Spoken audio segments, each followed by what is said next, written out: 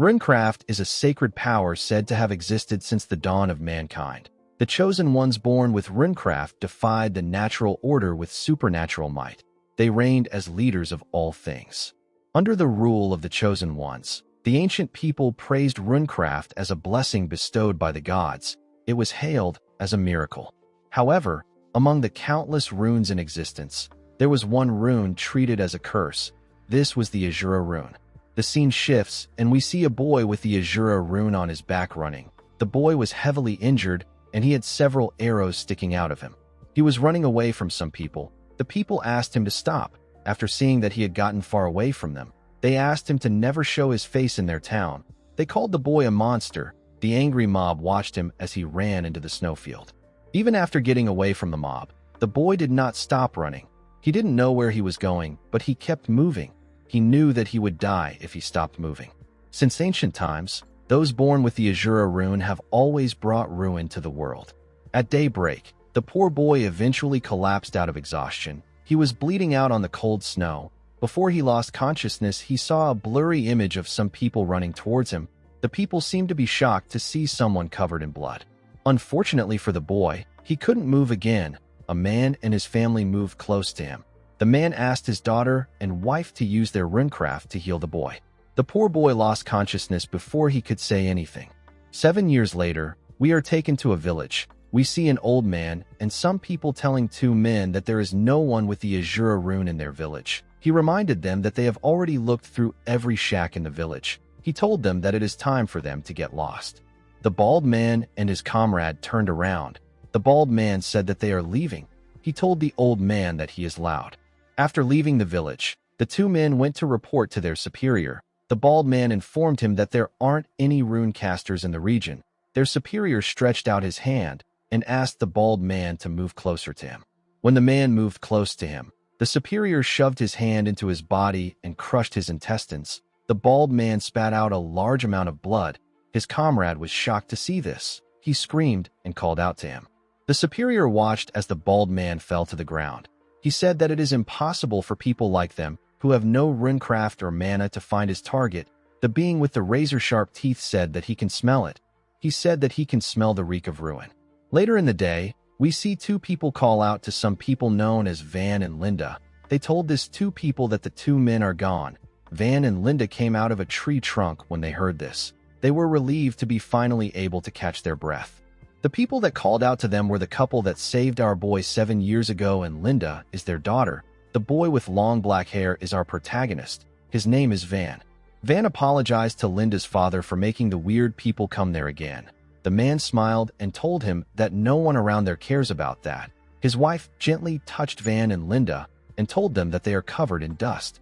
She asked them about why they always hide down there. Linda smiled and said that Van likes it there.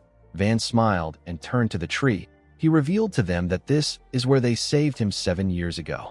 He said that this is his favorite place in the whole village. Linda's father placed his arm around his neck and called him a precious kid.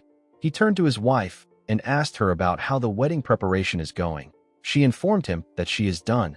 She said that they will start as soon as the sun sets. Later in the night, we see everyone gather around a large campfire in the forest. They designed the trees with lanterns. Van nervously stood in front of the fire. He wore a headband made out of leaves. He was standing in front of Linda.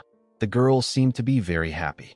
Her father told the two of them that they are now husband and wife. He asked them to say their vows in front of everyone. Linda told the people that she will make sure her husband is dried and happy so that he will forget how to cry. The villagers began to cheer for her. Van apologized to them for putting them in a tough spot again today. At the villages Van passed through, plagues, wars, massacres, and disasters never ended. Wherever he went, the screams of pain and despair followed. The poor boy couldn't settle down anywhere. If the villagers hadn't taken Van in, he would have died 7 years ago. Our boy told the people that he is not certain if it is okay for them to accept someone with the Asura rune. The moment he said this, Linda gave him a heavy punch on his face and asked him to shut up. Van fell to the ground when he received the punch. Linda told him that they would have never accepted him if they were really scared of him. She revealed to him that they were actually worried when they first met him 7 years ago. However, when a real crisis hit the village, he protected all of them by himself. Linda told her husband that they already decided not to worry anymore. She smiled and assured him that they will get through any crisis that comes at them together like they did in the past. The villagers laughed and told Van that they will protect him for life. One of them said that he is too soft. He wondered about how he was going to handle a girl like Linda. Van stood up and faced his wife. Linda's mom told them that they need to finish the wedding. Van told the girl that he loves her. Linda told him that she loves him too. They gently kissed after saying this. Immediately they did this. The mysterious being appeared. He released his energy and said that he feels like crying. The moment he said this, a large explosion took place in the forest. When Van opened his eyes, he saw his hands covered in blood. When he raised his head up, Van saw something horrifying. The ground was filled with dead bodies. Everyone was covered in blood. Van fell to the ground and screamed out. He couldn't comprehend what was happening. He didn't understand why this was happening now. He was horrified to see the sea of bodies in front of him. He saw Linda's father, whose name is Partel, lying on the ground. He called out to her dead mother, whose name is Kara. Van did not know what to do. He stretched his hand out in fear. He said that he doesn't know what is happening. Immediately he said this. The mysterious being appeared behind him and greeted him. Van was shocked to hear his voice. The man gave him a punch that sent him flying. Van hit his body on the ground and slammed his back on a tree. The man dragged Linda's injured body on the ground and sang a song about Van hiding his Asura rune. He said that all hidden things will show eventually. Van asked him about who he is. He asked him about why he is doing this to them. The man told him that he doesn't need to know the reason. He told Van that he has business with him. He revealed to Van that there is someone who needs the true ruin of his Asura rune. He told him that he wiped out every nearby village thoroughly because survivors will be annoying to take care of. Van was shocked to hear this. The man assured him that this is nothing personal. He said that he is just doing what he was told. He asked Van not to hate him too much. Immediately he said this. He covered our boy with his energy. He revealed to him that this is a pocket dimension prison prepared for him by someone. He explained to him that 1,000 years or 10,000 years doesn't mean much in the prison. He told Van that he will let him out when the time comes. He asked him to wait and be good. He told Van that he actually doesn't know when the time will be. Van stretched out his hand, but the branches created by the man's energy held him down. He quickly turned to his wife. He saw Linda moving her mouth. She was telling him something. She gently smiled after talking to him. Van stretched out his hand when he saw her smile. Unfortunately for him, the pocket dimension prison wasn't going to let him go. Tears poured out of his eyes as the pocket dimension prison closed up. The prison took the shape of a sphere and locked Van in its dimension. Inside the prison world, we see Van lying lifeless on a huge rock. He wondered about what the man meant when he talked about the true ruin. Van always wanted to believe that there was more to his life other than a single rune.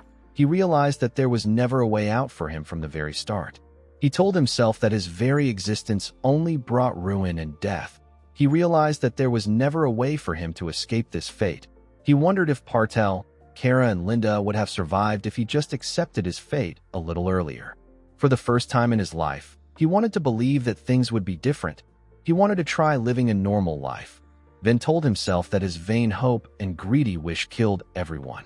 Immediately he thought of this. Numerous spirits surrounded him from all angles. Van didn't move. He was too broken to do anything. He simply told the spirits that he was sorry. He said this thousands of times. He asked the deceased not to forgive him.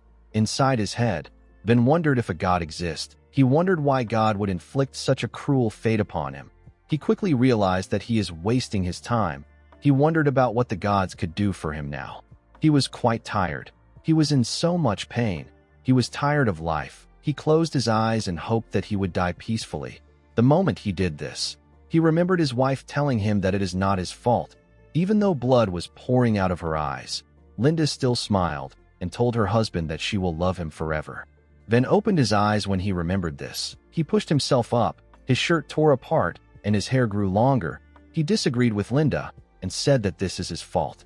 He opened his eyes, which had turned red, and asked himself about why he is searching for peace. He told himself that he is spouting nonsense. He couldn't believe that he wanted to end things and take the easy way out.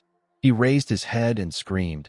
He told himself that he cannot die yet because he still has something to do. With a horrifying look on his face, Van said that he still has to get revenge. He remembered the dead bodies he saw. He remembered people always telling him that the Asura rune invariably brings ruin.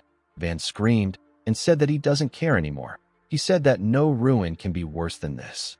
He remembered the man telling him that someone needs the true ruin of his rune. Van screamed and released a terrifying energy. He said that he will make the person feel the ruin by himself. He promised to show them what true ruin is. He remembered the village people and the family that took care of him. He asked them to give him a little more time. He promised to join them after he gets his revenge. In order to get his revenge, Van had to get out of this pocket dimension prison. He forced himself to stand up. The spirits in the prison materialized. They took the shape of monsters with numerous heads. They all charged at him at the same time. They told him that they are dead because of him. They asked him to die. Van released a dark energy. He promised to take his revenge even if it takes him 10,000 years. He swore with a face filled with pure hatred.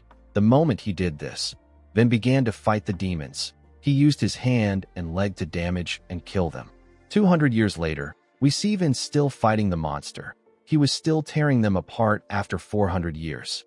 600 years later, we see the monsters take the shape of a huge, grotesque creature. It was a giant with thousands of heads. Van stood in front of this monster. He was still filled with pure hate. The boy who would walk the Asura path now danced in ruin. Although Van had gotten stronger, he still didn't know the true power of the Asura ruin. In the 999 year, we see Van charging at the huge, grotesque monster. The monster used its hand to slam our boy to the ground. Van stood up. He was covered in blood and filled with despair. Endless agony befell him. Yet the fire of vengeance in his heart did not go out. He charged at the monster. The monster raised its hands and smashed our boy's body on the ground. The entire dimension shook when it slammed Van to the ground. The monster raised its hand up. It was soaked in blood. Van was lying on the ground with his bones crushed. He was slowly losing consciousness. Our boy remembered asking Linda about her dream in a field. The girl told him that she wanted to become his wife and make her parents his in-laws. She said that she wants one son and one daughter. She stood up and revealed to him that she wants to get a home where he will always come back smiling.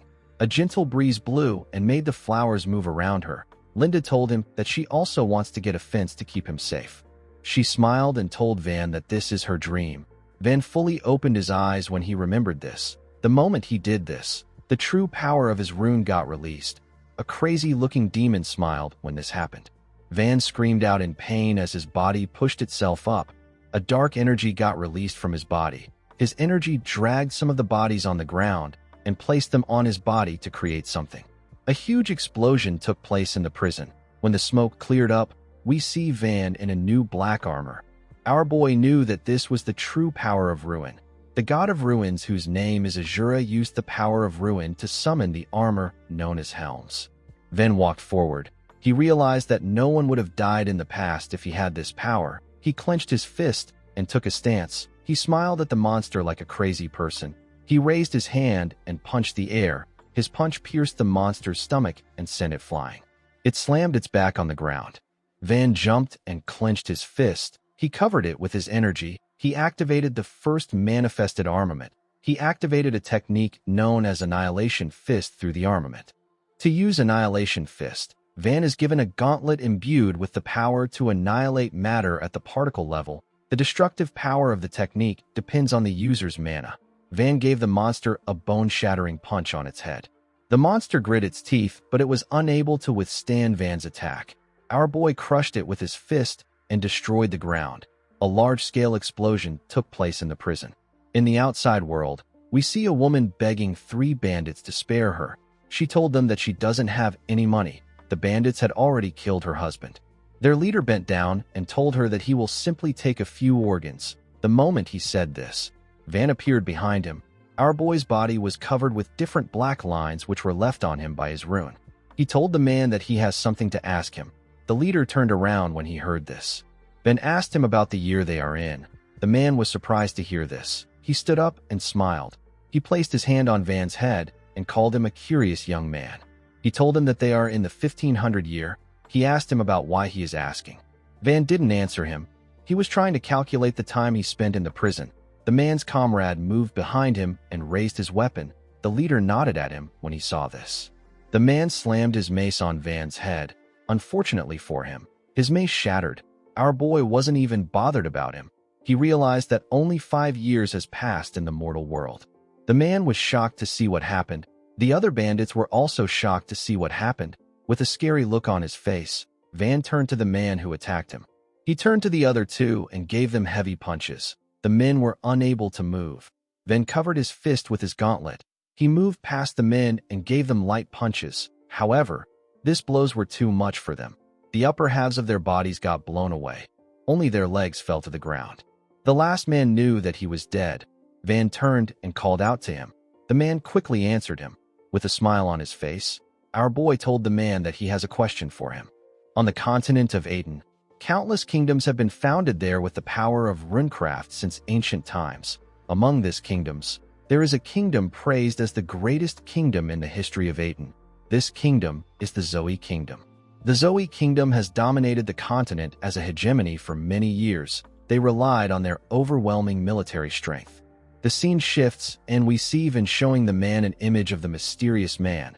The man informed him that the clothes worn by the mysterious man is only worn by sorcerers affiliated with the royal family of the Zoe Kingdom. Van asked him if he has really seen him.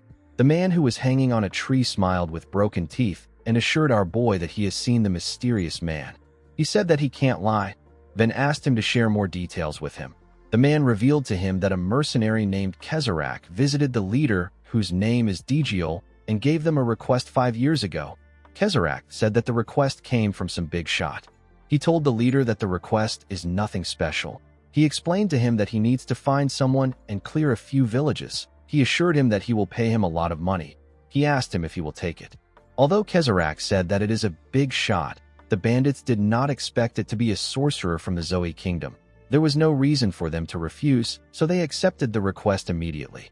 Since they were bandits, this wasn't a big deal for them. They easily cleared the villages and left no traces behind.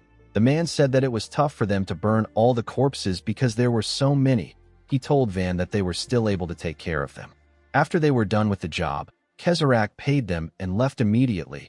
Van asked the man if there was a girl with short orange hair among the corpses. The man said that there was. He told our boy that the girl caught his eyes instantly. He said that her corpse was probably burned too. He said that it was a shame because she was so pretty. He told Van that she would have fetched a high price if she was sold as a slave. The moment he said this, our boy remembered his wife and his in-laws. The man realized something odd. He asked Van about how he knew about the girl. The moment he said this, Van gave him a bone-shattering punch. The scene shifts, and we are taken to the bandit den known as Digiol Mountain Hideout. We see the bandits beating up slaves and moving them to different places. They locked some kids up in a wooden cell. One of them said that the kids are quite fresh. Another one said that they have been very rebellious. He called them trash. Their comrade told them that they sell better if they are livelier. While the bandits were carrying out their usual operations, someone knocked on their gate.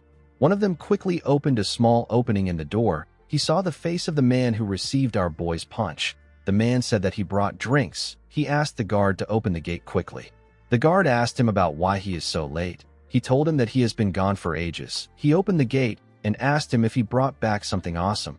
The moment he said this, he received a punch from Van on his face. Our boy threw away the head of the man who he beat up earlier. He pushed the guard inside and crushed his head. The other guard raised his mace and swung it at Van. Our boy blocked it with his hand. The man swung his mace at Van multiple times. He called him a bastard and asked him about where he crawled out from. Van easily dodged his attacks and moved closer to him. He clenched his fist and covered it with his energy. He asked the man to shut up. He gave him a bone-shattering blow and destroyed part of their gate. The bandits all turned to the gate when they heard a loud sound. They saw Van walking towards them with the head and body of their comrades. He called them insignificant pests that have gathered to play bandits. He threw the head and body of their comrades in front of them. He asked them about where their leader is. He said that he wants to talk to him. The bandits took out their weapons. They wondered if our boy has lost his mind. One of them asked him if he knows where he is. A huge man wearing a fur coat asked them to step back. One of them turned to the man who turns out to be their leader and assured him that they can handle the situation. Digiol called him an idiot and asked him if he wants to lose his life. He said that our boy is a sorcerer born with runecraft like him. He asked his subordinate to step back. He asked Van to tell him what he wants from him. Van reminded him that he did a job for a sorcerer in the Zoe Kingdom 5 years ago. The meeting was arranged by a mercenary known as Kezarak. Digiol was impressed that Van was able to get this much information out of his subordinates. He asked our boy about what he wants. Van pointed at him and asked him to tell him where Kezarak is. He assured him that he will spare them if he does this. The man told him that he will tell his corpse where Kezarak is. Immediately he said this. He covered his hand with his energy and gave Van a very powerful punch on his face. The attack sent Van flying. Digiol told our boy that he should try hiding his magic power that is covered in killing intent if he is going to lie that he will spare them. The moment he said this, his body completely transformed. Digiol has the blade rune. It gives him the ability to cover his entire body with sharp and hard blades. The bandit told Van that he is going to die there. Our boy already knew that he couldn't get through to the bandits with a conversation. He stood up and glared at the man with a scary look in his eyes. Immediately he did this. Van appeared in front of Digiol in an instant. He gave him a bone-crushing punch in his chest. The man spat out a large amount of blood. Van quickly gave him another punch. He asked Digiol if he is only this strong. The man grit his teeth out of anger. He called Van a bastard. He clenched his fist and swung it at Van. He asked him to die. Our boy easily dodged his attack by moving back. Digiol called him a rat bastard. He put his arms together and began to spin at a crazy speed. He fired his blades at Van. He told him that he won't go easy on him anymore just because he is a young sorcerer. Digiol watched as his blades hit Van. He asked him about how it feels to have his body torn apart. He believed that our boy won't be able to take a single step forward. To his surprise, Van was walking towards him. He asked our boy about how he is able to move. He asked him if he doesn't know pain. Our boy slowly covered himself in his armor. He asked Digiol not to make him laugh. He completely covered himself in his armor and said that this kind of itch can't be called pain. Digiol stopped spinning when he heard this. He gathered all his blades into his right hand and created a huge hand. He asked our boy to try to take this. Van knew that this would only peel off his skin a bit. He felt like the attack was too shallow. The level of pain it could cause was too shallow. The swamp of pain Van fell into wasn't this weak. He clenched his fist and thrust it at Digiol's fist. Unfortunately for Digiol, our boy's punch was just too powerful. His attack crushed his hand and destroyed his upper body. It destroyed everything behind him and tore through the forest. The impact of his attack cleared the sky. After he was done with Digiol, our boy turned around. He told the bandits that they need to pick up from where they left off. The men knew that they were dead. At sunset, we see several bodies lying on the ground. They all had a weapon sticking out of them. Van was sitting on the bodies. The last bandit alive informed him that Kezarak is in the Nordya Kingdom. Our boy asked him if he is certain. The man said that he is sure of it. He asked Van if he will spare him as promised. Van asked him if he promised to spare him. While shaking, the man told him that he did earlier. Van laughed and told the man that he was joking. The man nervously laughed. He said that he will take his leave. Van crushed his neck before he could move. With a scary look on his face, he told the man that he was joking when he said that he would spare him. He asked him about what he is laughing at. Later in the night, we see Van in new clothes. He was staring at something. He said that he would like to invade the Zoe Kingdom. He said that he will meet Kezarak even if it takes some time. He told the thing that he will confirm things by himself. He asked Linda and his in-laws to wait a little longer. He said that he created a little present to appease them. He asked them to manage the present even if they don't like his artistic sense. The thing our boy was looking at was a cross he made out of the bandits' bodies. Van took out a torch. He told his family that their revenge is just starting. The moment he said this, he threw the torch at the bodies and turned around. He decided to go to the Nordya Kingdom. The scene shifts, and we are taken to the Nordya Kingdom. We see Van beating someone in the alley of Guild Street. The person told him that Anna Dalton will know. Van told the man that he should have said this earlier. He thanked him for the information and walked past the numerous people he beat up. Our boy tore the members of the gang apart. Now he needed to find out where Anna Dalton is. He knew that he couldn't afford to waste his time because there was no guarantee that what happened yesterday won't happen again today. The scene shifts, and we are taken to the day before. We see Van releasing a large amount of energy from his body. Our boy screamed out in pain as his energy poured out of his body. Van did not expect his magic power to be running wild. Nothing happened when he was locked up yesterday. Magic power is an unknown particle that cannot be seen with the naked eye, but it exists across the universe. The people who accumulate this magic power floating in the air within their body and manifest the ability of runecraft through the accumulated magic power are known as sorcerers. In other words, a sorcerer's body is a vessel that holds magic power. If this magic power runs wild within the sorcerer's body, the sorcerer could die. Van knew that his body could explode if his magic power continues to run wild. He realized that he must seal his magic power to stop the rampage. He placed his hand on his chest and slowly dragged his magic power back into his body. He was able to successfully take it back inside him. He fell to the ground and began to breathe heavily. He did not think that he would almost die. The scene shifts, and we are taken to the present. We see Van thinking about how he now has a very small amount of magic power. He knew that he could experience worse things other than his hair burning if he continues to abuse his magic power. In order to gain full access to his magic power, our boy decided to find out why the rampage happened in the first place. He realized that he needed to manage the small amount of magic power he had. While he was thinking, someone stood in front of him. Van asked the huge man to get out of the way. He said that he needs to pass. The huge man, whose name is Charlotte Jenny, told our boy that Madame Anna Dalton is currently using this place. He asked him to go back. Van told the man that he should have said this earlier. With a scary look on his face, he said that he has found the right place. He gave Charlotte a punch on his face. The man spat out some blood and fell to the ground. Van apologized to him and asked him to sleep for a while. He went into the building, which turns out to be a bathhouse. He saw 3 men wearing a blindfold standing in front of a big hot spring. The men were surprised to see him. The woman inside the hot spring also did not expect to see him. She wondered about what Charlotte was doing. She asked Van if he won't get out. Van carefully moved his hand. He told the woman that he is looking for a mercenary named Kezarak. He said that he heard someone there knows the man. The woman found it amazing that someone would go around calling Kezarak by name. She called Van a brat and told him that he is going to die without anyone knowing. Due to her reaction, our boy was certain that he had found the right person. He asked her to tell him everything about Kezarak. The woman laughed and called Van a crazy bastard. She ordered her men to rip his mouth off and bring it to her. The woman smoking a pipe is Anna Dalton. She is the #1 information broker in Nordya Kingdom. Her men accepted her order and released their magic powers. They began to transform. Their bodies became much bigger and stronger. It got covered with fur. The men transformed into werewolves with 5 eyes. They charged at Van together. Our boy slowly removed the cloth he tied around his hand to hide the lines on his body. He said that he wanted to talk about it. He didn't know why people make things hard every time. He dodged one of the wolves' attack and gave him a punch on his head.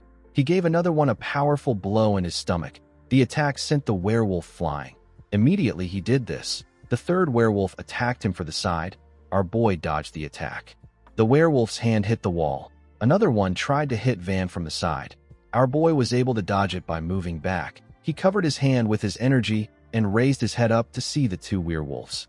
He charged at them at a crazy speed and attacked them with a bone-crushing punch. His punch obliterated the werewolves and created a huge hole in the building.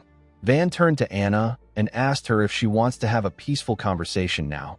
The woman did not expect him to be a sorcerer. She revealed to him that Kezarak is not there anymore. Our boy asked her about where he went to. Anna referred to him as a punk and told him that she is someone who sells information for a living. She explained to him that she can't tell him anything until she gets paid. Van asked her about how much she wants. Anna stood up and asked him about why he is suddenly acting sensible. Then explained to her that he is not a murderer. He said that he killed those men because they were trying to kill him. He told her that he is ready to pay a fair price if she can provide him the right information. Anna revealed to him that information about Kezarak and his current whereabouts will cost him 10,000 gold. She said that this is a fair price for the information. Van was surprised to hear the amount. He said that this is a lot of money. He told the woman that he did not expect it to be this expensive. Anna gently cleaned her hands. She told Van that she can't share any information with him if he cannot pay her. Our boy turned around and asked her to wait patiently. Anna was surprised to hear this. She asked him if he has a way to make the money. She asked him about why he is looking for Kezarak. She asked him if Kezarak killed his family. Van opened the door and asked her to mind her own business. With a scary look on his face, he told the woman that he might be forced to tear her mouth apart. He shut the door and left the building after saying this. Anna smiled and said that he is so scary. In the next scene, we are taken to Mercenary Street. We see Van register himself as a mercenary. He asked the attendant about when he can get started. The attendant, who appears to be a being from a different race, explained to Van that mercenaries get a lot of work, but it takes time for rookies to get anything because experienced veterans are assigned jobs first. Although it might take some time for him to gather the money he needed, our boy was ready to wait. He already needed a legit way to make a lot of money. He had actually thought of threatening Anna to get the information he needed, but he could sense that the woman was not ordinary. Van didn't see the need in increasing his enemies. He remembered that his Auntie Kara always advised him to make money through legit means. While Van was thinking, a girl wearing a hood approached the front desk and said that she wants to make a request. She said that she needs a mercenary with no experience. The man pointed at Van and said that he is a new mercenary who just registered now. The girl quickly turned to him. She asked Van about who he is. Our boy told her that he is the rookie who just registered. The girl said that her request is simple. She took off her hood and showed her beautiful face. She told Van that she simply wants him to take responsibility for one night. This girl is Leonati. She is 18 years old. The attendant and Van were surprised to hear what she said. Our boy turned to the side and called her a crazy woman. The attendant advised her to go to a brothel if she needs such services. Audie told them that it is a misunderstanding. She explained to Van that she is trying to hire an escort. Our boy walked forward and ignored her. Audie asked him to make a decision after hearing the compensation. Van told her that he hates the fact that his employer is already out of her mind.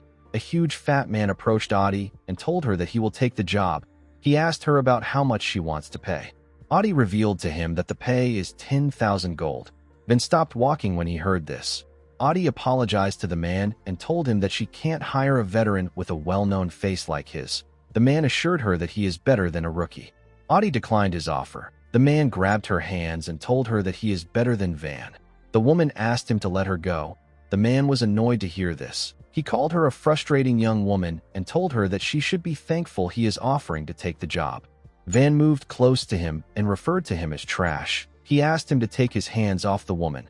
The man was surprised to hear this. With a serious look on his face, Van referred to him as filthy trash and asked him to get his hands off his precious employer's body. The scene shifts and we are taken to a forest. We see some masked people burning some civilians. A man begged them to spare his son, but the men didn't listen. They burnt all of them alive. After they were done, they moved close to their leader. One of them informed him that it is just a peasant house. He said that the peasants don't have anything valuable. He told his boss that they will still be able to make some money if they sell the organs of the peasants.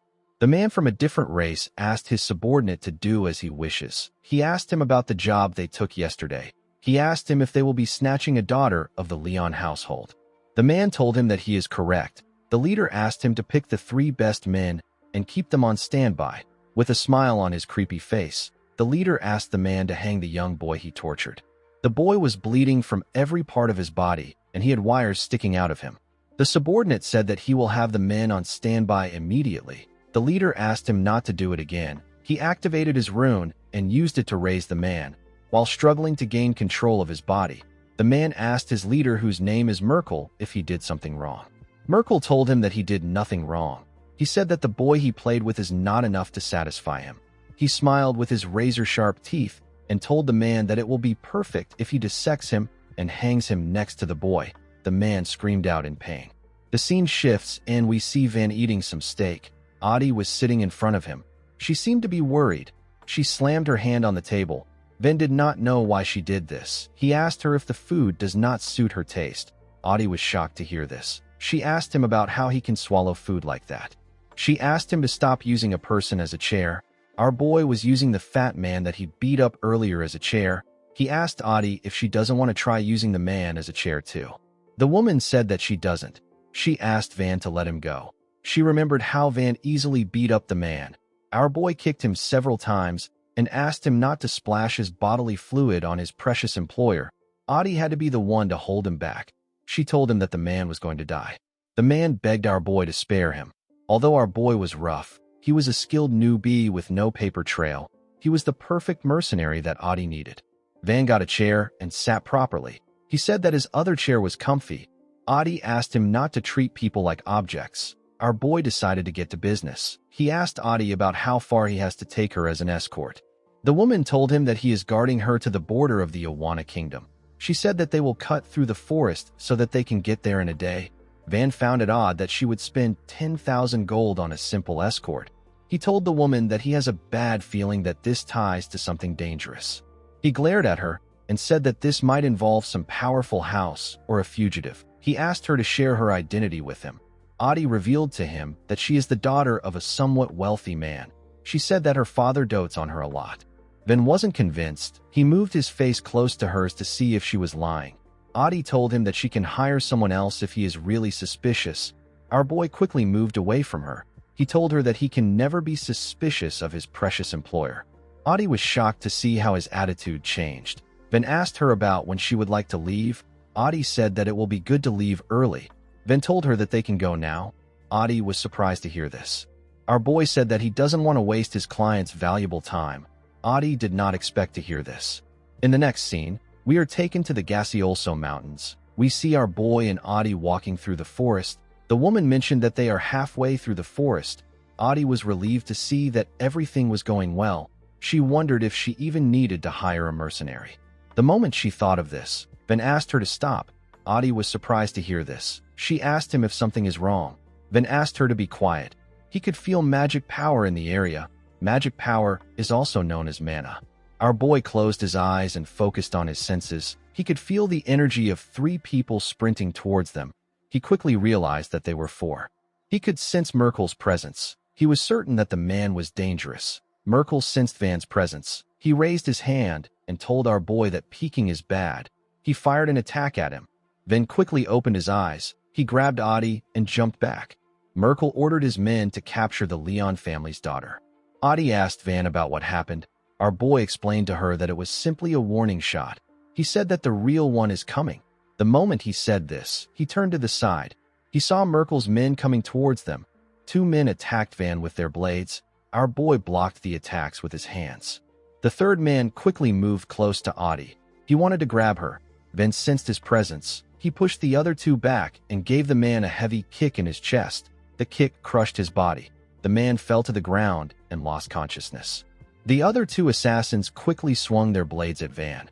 Our boy dodged it and grabbed Adi. He moved back with her. After creating some distance between them, Van turned to the men. He removed the cloth on his hands and asked Adi not to move under any circumstances. He released his energy when he said this. Adi became nervous. She accepted his order. Van asked the men if they are bandits. One of them asked Van to leave Adi and back away quietly. He promised to let him go if he does this. Our boy smiled and told the man that he will leave if he pays him 10,000 gold. The man called him a fool. The man and his comrade charged at Van. The men swung their blades at him at a crazy speed. Van blocked their attacks and kept up with their speed. He was still able to attack them. The men made their attacks faster, but our boy was still able to keep up. He blocked their attacks without getting a cut on his body. Van carefully moved back after testing the men. One of them said that he was worried that he would be a sorcerer. He told Van that he is just a brat. Our boy released his energy and said that he was just being careful. He told the men that he didn't expect them to be so stupid. Immediately he said this, he appeared in front of them and gave them several punches at a ridiculous speed. He gathered his energy in his fist and gave them a bone-crushing punch. His punch tore the men apart and blew away the things around them. The men's bodies were completely destroyed. Only their legs were left. Van called them a bunch of clowns. Adi could not believe her eyes. She believed that Van was younger than her. She wondered about how he was this powerful. She knew that her father would be shocked and thrilled if he saw this. The moment she thought of this, someone said that sorcerers often gauge each other's mana because the amount of mana a sorcerer has often matches his skill level. Van was surprised to hear the person's voice. He turned to him and told him that he thought he ran away because he stayed hidden for so long. The person he was talking to was Merkel. Merkel was surprised to see that Van had the same amount of mana as him, even though he is just a kid. He wondered if our boy was born with it. He said that he will have to dissect him. With a creepy smile on his face, the crazy man told Van that a sorcerer like him must have amazing organs. Merkel is also known as the Mad Anatomist. He is the leader of the Merkel gang. The gang is involved in murder, human trafficking, kidnapping, and other heinous crimes. Merkel told Van that he will dissect him painlessly if he hands over Adi. Our boy asked him to screw off. Merkel raised his hand and asked him to die. He fired his energy at him, then called out to Adi. He asked her if she was lying when she called herself an ordinary merchant's daughter. Adi was shocked to hear this. She didn't know what to say. Van asked her to save her excuse. He said that he is not interested in listening to it. He grabbed her clothes and moved her in front of him. Adi was shocked to see what Van did. The attack was about to hit her. She called Van a bastard. Merkel was shocked to see Adi in front of Van. He could tell that our boy was serious about letting her take the hit. Before his attack could reach Adi, Merkel stopped it. With a look of anger on his face, the man called Van a crazy bastard. Adi told our boy that she almost died. Merkel asked Van if he isn't Adi's bodyguard. Adi called him a lunatic and reminded him that she is his employer. Van wasn't listening to her. He saw that Merkel twisted the direction of his attack in an instant. He realized that the man was a sorcerer that was skilled in manipulating mana. He understood that Merkel's goal isn't to kill Adi. He wanted to capture her. Van could not believe that Merkel wanted to take away his money. While he was thinking, Adi called out to him. She asked him if he is listening. Our boy told her that he will overlook her lie for now. Adi could not believe that he just brushed off the fact that he tried to kill her. Van moved close to her and asked her to stop arguing. He told her that he is going to throw her. He asked her to land safely on her own and hide like a mouse. He asked her if she understands. Adi was shocked to hear this. She couldn't believe that he wanted to throw her. Van asked her to relax. He assured her that she won't die. The moment he said this, he grabbed her clothes and threw her into the air with a large amount of force. He sent the woman away from the area. Merkel released his mana and asked the woman about where she is running to. He quickly began to run. Before he could get past Van, our boy grabbed his leg and asked him about where he is going. He clenched his fist and covered it with his energy. He dragged Merkel back and gave him a heavy punch on his face. He quickly changed his stance and gave the man another heavy punch in his stomach. Merkel got pushed back, but he was able to quickly regain his balance. He laughed like a madman. Van noticed something odd about the man. He was certain that his attacks landed on the man, but he could feel like they were blocked by something. Merkel smiled with his razor-sharp teeth. He told Van that he will carve him up and go after Adi. He asked our boy to look forward to it. He assured him that it will be an electrifying experience. The runecraft in Merkel's possession is the psychokinesis rune. His rune allows him to manipulate an object's physical state with mana. He also has the ability to discharge power in an instantaneous burst like a shockwave. Merkel raised his hand and fired an attack at Van. Our boy quickly moved to the side to dodge the attack. Merkel charged at him with this opportunity and gave him a punch when he got close to him. Van used his arms to block the attack. He realized that Merkel was good at hand-to-hand combat, and his body was clad in psychokinetic energy. Van quickly took a stance and gave the man a heavy punch in his stomach. The attack didn't move Merkel. He raised his hand and pointed it at Van. Our boy quickly moved away from Merkel's sight. The man fired his energy immediately. Van moved. Our boy quickly swung his fist at him. His attack was blocked by a shield. Merkel created the formidable shield with his psychokinetic energy. Upon seeing that his fist couldn't reach the man, our boy moved back. He did not like this annoying runecraft. He took a look at his arm. He noticed something odd. Merkel told our boy that he is wasting his time. He said that their mana may be at similar levels, but the abilities of their runes are worlds apart. Van wasn't really listening to the man. He was more focused on his arm.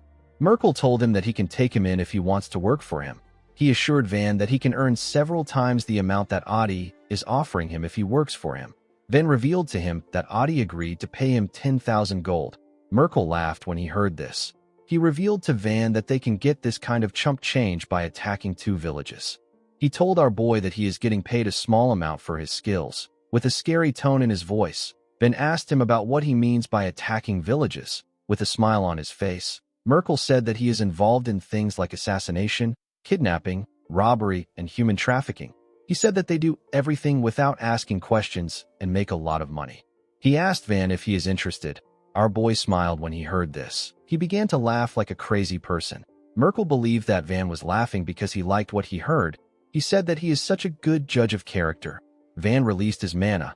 He told Merkel that he is laughing at himself for actually talking to him.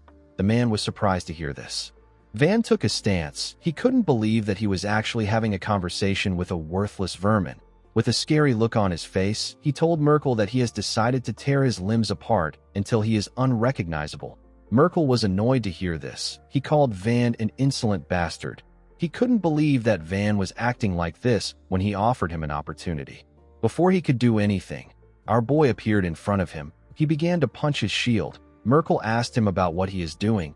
He reminded him that he said that he can't break his shield. Van didn't listen to the man.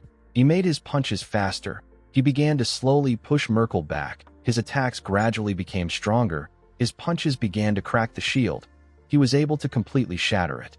Merkel was shocked to see this. Van gave him a punch on his arm. His attack blew away Merkel's entire arm. The man screamed out in pain. Van didn't give him the chance to rest. He gave him another heavy punch on his chest. His attack sent the man flying. He crashed on the ground. Merkel called Van an insolent bastard. He told him that he is no longer interested in his organs. He pushed himself up and told Van that he will pay the price for rejecting his mercy. Immediately he said this. He released his mana. He concentrated his mana into a triangle-shaped attack. He asked Van to be reduced to dust. He smiled and fired an attack known as psychokinetic blood strike at our boy. The powerful energy got fired at Van at a crazy speed. It destroyed the things around them. Merkel was shocked to see that Van was still standing. He was certain that they had similar mana levels. He couldn't believe that Van stopped his psychokinesis with one hand. Our boy found it funny that Merkel thought that they had similar mana levels. He released his mana and called Merkel an idiotic bastard. Merkel instantly felt Van's horrifying mana. He couldn't comprehend what was happening. He couldn't believe that Van possessed such a ridiculous amount of mana. Van appeared in front of him in an instant. He asked him to fall to hell. He activated the Annihilation Fist and gave Merkel several punches before he could even react. He gave the man a bone-crushing punch and used it to tear a hole in his chest. Immediately he did this. Our boy picked up his cloth from the ground and wrapped it around his arms. He simply walked forward. The moment he did this, the ground and everything around Merkel got destroyed. A huge explosion took place in the area. Our boy didn't even bother to look back. He decided to fetch his employer. Runecraft can be used in different ways. It can grant users the power to arm their entire body with blades. Some people can transcend space and time, and others can even tear through land and cut mountains with their power. Runecrafts are supernatural forces that defy the divine order of the universe and surpass the laws of physics. Among all this runecrafts, the one called the Asura rune is labeled as the worst in history. However, due to the actions of the boy who wields the rune, a new history is being written on the continent of Aten. In the next scene, we see Van find Audie sitting next to a tree. Audie quickly stood up and moved close to Van. She asked him if he was crazy. She asked him to tell her why he would just throw someone away like that. Van slammed his hand on the tree behind her. Audie became scared. With a scary look on his face, our boy reminded her that she is hiding something from him. Audie became quiet. Van asked her not to worry about it. He said that he is not very curious. He asked the woman to give him the money she promised since he brought her to her destination safely. Audie quickly took out a bag full of gold and gave it to Van. She told him that there is 10,000 gold in the bag. Van turned around and told her that he is leaving. Audie called out to him. Our boy stopped walking and turned to her. The woman hesitated and said that it is nothing. Van walked forward and said that he is really leaving. Audie wanted to take our boy to her family, but she didn't want to drag such a young mercenary into the war. She felt bad about letting Van go. She turned around and decided to return to her family. The scene shifts, and we are taken to Anna Dalton's third residence in the Nordya Kingdom. We see Van throw the cash on the ground in front of Anna. The woman was impressed. She believed that Van had someone backing him. Our boy asked her to give him the information he requested for. Anna told him that she will only take half of his money. Van did not expect to hear this. Anna revealed to him that she failed to track down Kezerak. She said that the man is incredibly thorough. She told Van that she will tell him about Kezerak and anyone who might know where he is. Our boy asked her to tell him quickly. Anna asked him if he has ever heard of a mercenary group called Tease. Van said that he hasn't. Tease is a mercenary group that is involved in various crimes like murder, kidnapping, human trafficking, assassination, infiltration, and more. The leader of Tease is Kezerak. The The mercenary group started to become famous around 5 years ago. Now their influence is so great that they can dominate a small frontier nation. Anna explained to Van that it is currently hard for her to find the main base of T's, and it has become difficult to get Kezerak's whereabouts. She told Van that she is not the kind of woman who would easily give up. She revealed to him that she has found the location and whereabouts of one of the T's executives. She took out a poster of the executive and showed it to Van. She told him that he will immediately recognize the man thanks to the long scar on his face. This man is a brutal assassin born with the concealing rune. He has never failed to take out his targets. Van believed that the man will know where Kezerak is. He asked Anna to tell him where the man is. The woman revealed to him that the assassin is in Valhild City in the Bogra Kingdom. The scene shifts, and we are taken to Valhild City. We are taken to Merkel's group base. We see several dead bodies on the ground outside. Inside the base, we see more bodies on the ground. A man chased after some men with a weapon. The man easily cut down the men. One of Merkel's subordinates turned around when he saw the man who was killing his comrades. He asked the killer about why he is attacking them. The executive with the long scar on his face told the man that he is just doing what he was told. He said that he might have been given the order because their group failed the mission given to them by Kezerak. The man told him that no one mentioned that the woman was protected by such a monstrous bastard. He told the executive that they lost their chief because of him. The executive apologized to him. He explained to him that they didn't think that Merkel would be defeated by some frontier mercenary.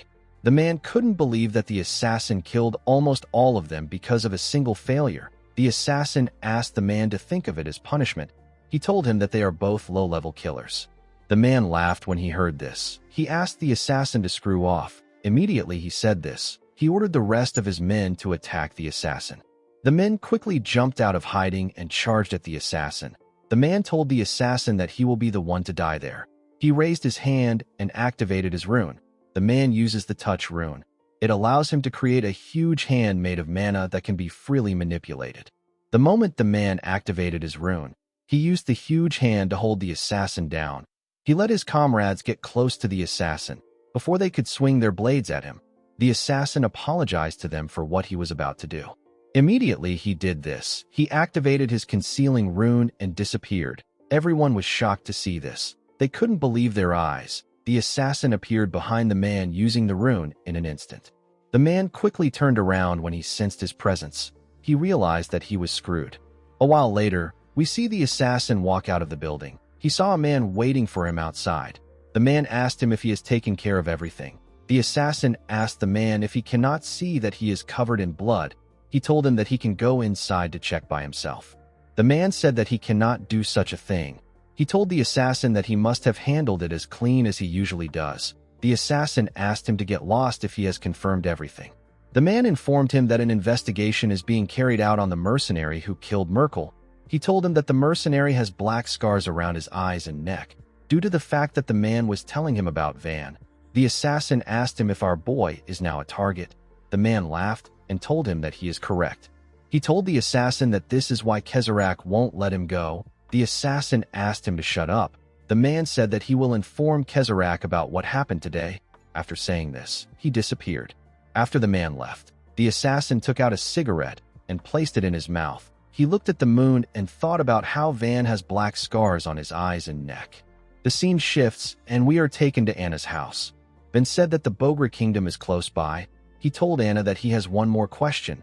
With a scary look on his face, Van asked her to tell him the name of the executive. Immediately, he asked his question. We see the assassin thinking about how the number of people he has to kill keeps increasing. The assassin is known as Hoxa. He is an executive of the T's mercenary group. In the next scene, we see a young boy and girl nervously standing in front of something. The girl asked the boy, whose name is Maget, if there is any way for them to get out of this situation. A huge snake-like monster with an open intestine stood in front of the boy and girl. The monster had a huge set of teeth in its intestines. This snake monster glared at the two children. Maget told the girl that he doesn't have any ideas. The snake monster hissed at the children and raised its gigantic hands. Before the monster could crush them, someone charged at it. The person jumped and clenched his fist. The person turned out to be Van. Our boy tore through the monster's intestine with his fist. The monster was unable to react to his attack. Its body tore apart. and its flesh spilled out. The two kids were shocked to see this. The monster fell to the ground in front of them. Van wore a hood and moved close to the children. He asked them if they are all right. With a shaky tone in her voice, the girl told him that they are fine. She thanked him for his help. Van turned to the sky to see numerous flying monsters that were above them. He told the kids that the area is crawling with monsters. He advised them to leave immediately. The girl told him that she wants to repay him for saving them. Van asked her not to worry about it. The girl told him that they can't just let him leave. She asked him to join them for a meal. Megat agreed with her. He told Van that their shop is nearby. Van declined their offer. He told them that he is actually looking for a shop around the area. The blonde girl, whose name is Ofen, asked him about the name of the shop. She said that they know every shop around the area. Van revealed to her that he is searching for a tavern called the Blue Knight. He asked her if she has heard of it. The girl was surprised to hear this. She revealed to Van that this is the name of their tavern. Megat found it surprising that someone was searching for their tavern. He said that it is not a place people usually look for. Ofen asked him to shut up. She moved close to Van and introduced herself to him as the cook of the tavern. She introduced Megat as her younger brother. She referred to our boy as Savior and asked him about his name. Van told the girl that his name is Ban. Ofen asked him to follow them. In the next scene, we see Van and the kids arrive at the Blue Knight Tavern, which is on the outskirts of the Bogra Kingdom. Ofen waved to a boy she saw outside. The boy asked her about why they were gone for so long. He told her that they have already finished preparing all the ingredients. Two little girls moved close to Ofen and hugged her.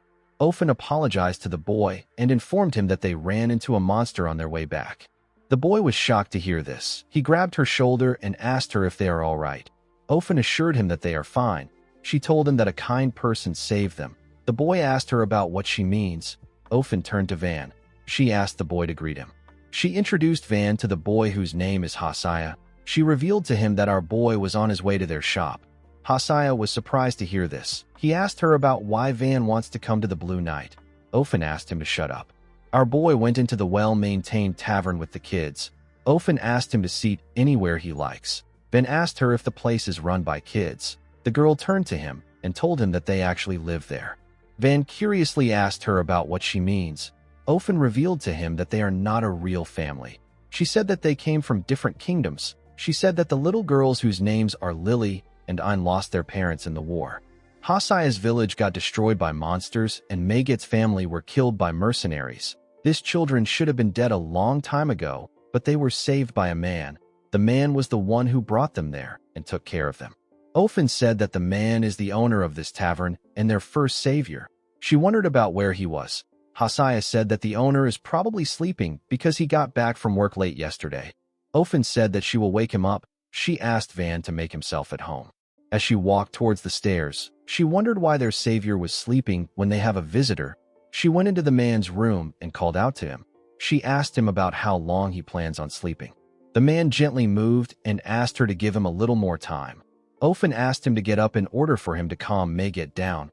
She revealed to him that they almost got killed by a monster they ran into on their way back.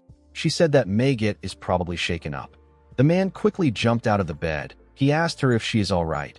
Ofen told him that she is fine. She said that a kind person saved them. The man turned out to be Hoxa. He was surprised to hear about some kind person. Ofen revealed to him that the person was on his way to their shop. Hoxa realized that it would be rude for him to just stay in his room.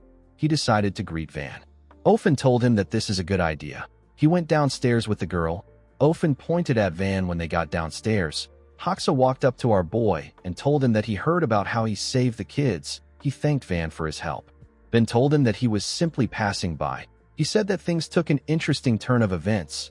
Hoxa did not understand what he meant. Van carefully directed his killing intent at the man and told him that he looks very much like the person he is looking for. The assassin was shocked to feel our boy's mana. He sat down and said that this is impossible. He told Van that he is just the owner of an unpopular tavern in the middle of nowhere.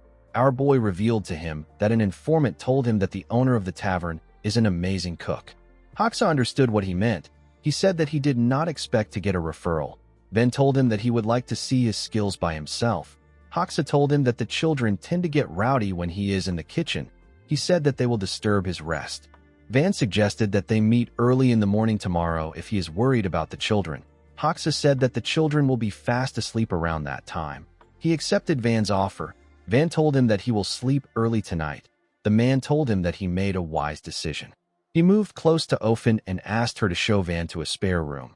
Ofen smiled and told the man that she has never seen him warm up to someone so quickly. She asked him if he is all right. Hoxa forced himself to smile and turned to the girl. He told her that he and Van are the same. He said that they both understand each other. Later in the night, we see Ofen showing Van his room. She asked him to let her know if he needs anything. After saying this, the girl turned around. Before she could leave, Van called out to her. He asked her not to thank him. He told her that he didn't save her on purpose. Ofen found this funny. She said that Hoxa also said the same thing when he saved her. She asked Van to rest well. She left the room after saying this. Our boy felt bad when he heard this. Later in the midnight, we see Hoxa at Van's doorstep. He was carrying his blade. He stepped into Van's room and found him sleeping on the bed. He quickly thrust his blade at our boy. Before his blade could reach him, Van opened his eyes and grabbed it with his hand. Hoxa was surprised to see this. Van quickly gave him a punch. Hoxa used his blade to block the punch, but he got pushed back. Van got up and told Hoxa that he has been waiting for him. The scene shifts, and we are taken to the past. We see Hoxa talking to someone with a device. The person's face appeared like a hologram. He informed the man that a sorcerer with black scars on his eyes and neck is in his tavern. He said that the sorcerer suspected of killing Merkel is in his tavern right now. The man said that this will save him a lot of trouble. He asked Hoxa to summon him with the formation right now. Hoxa said that Van might sense something and try to run away. He told his comrade that he will make sure Van can't escape before he summons him. The man told him that he will be waiting for him. The scene shifts, and we are taken to the present. We see Van telling Hoxa that he has a disgusting behavior. He found it disgusting that the man would take in children and secretly kill people behind the scenes. Hoxa apologized to Van for not being able to be a better adult to him. Our boy asked him to save his excuses. With a scary look on his face, Van asked Hoxa to tell him where Kezarak is. The assassin was shocked to hear this. He realized that Van came there already knowing everything about Tease. He told him that he can't tell him where his boss is. Our boy told him that he understands. He raised his leg up and took a stance. He told Hoxa that he wants to see if he can still say this after he cuts off his limbs. The assassin released his mana and told Van that he will pretend as if he never saw him if he turns back now. Our boy reminded him that he just tried to kill him earlier. Hoxa said that he understands. He took out a paper containing several words. He used his mana to activate the formation on the paper. The moment he did this, our boy got dragged into the formation. He found himself in a different place. He was in a cave that had no entrance. The only open space there was the ceiling. Van carefully looked around the tall cave. He realized that the cave was created with a formation. He remembered hearing about formations from Partel. A formation is a runecraft power inscribed into letters or images. When mana is poured into a formation, the stored power can be unleashed. Formations are usually cast by using paper as a medium, but they can also be set up using certain places or objects. Our boy wondered about where Hoxa went.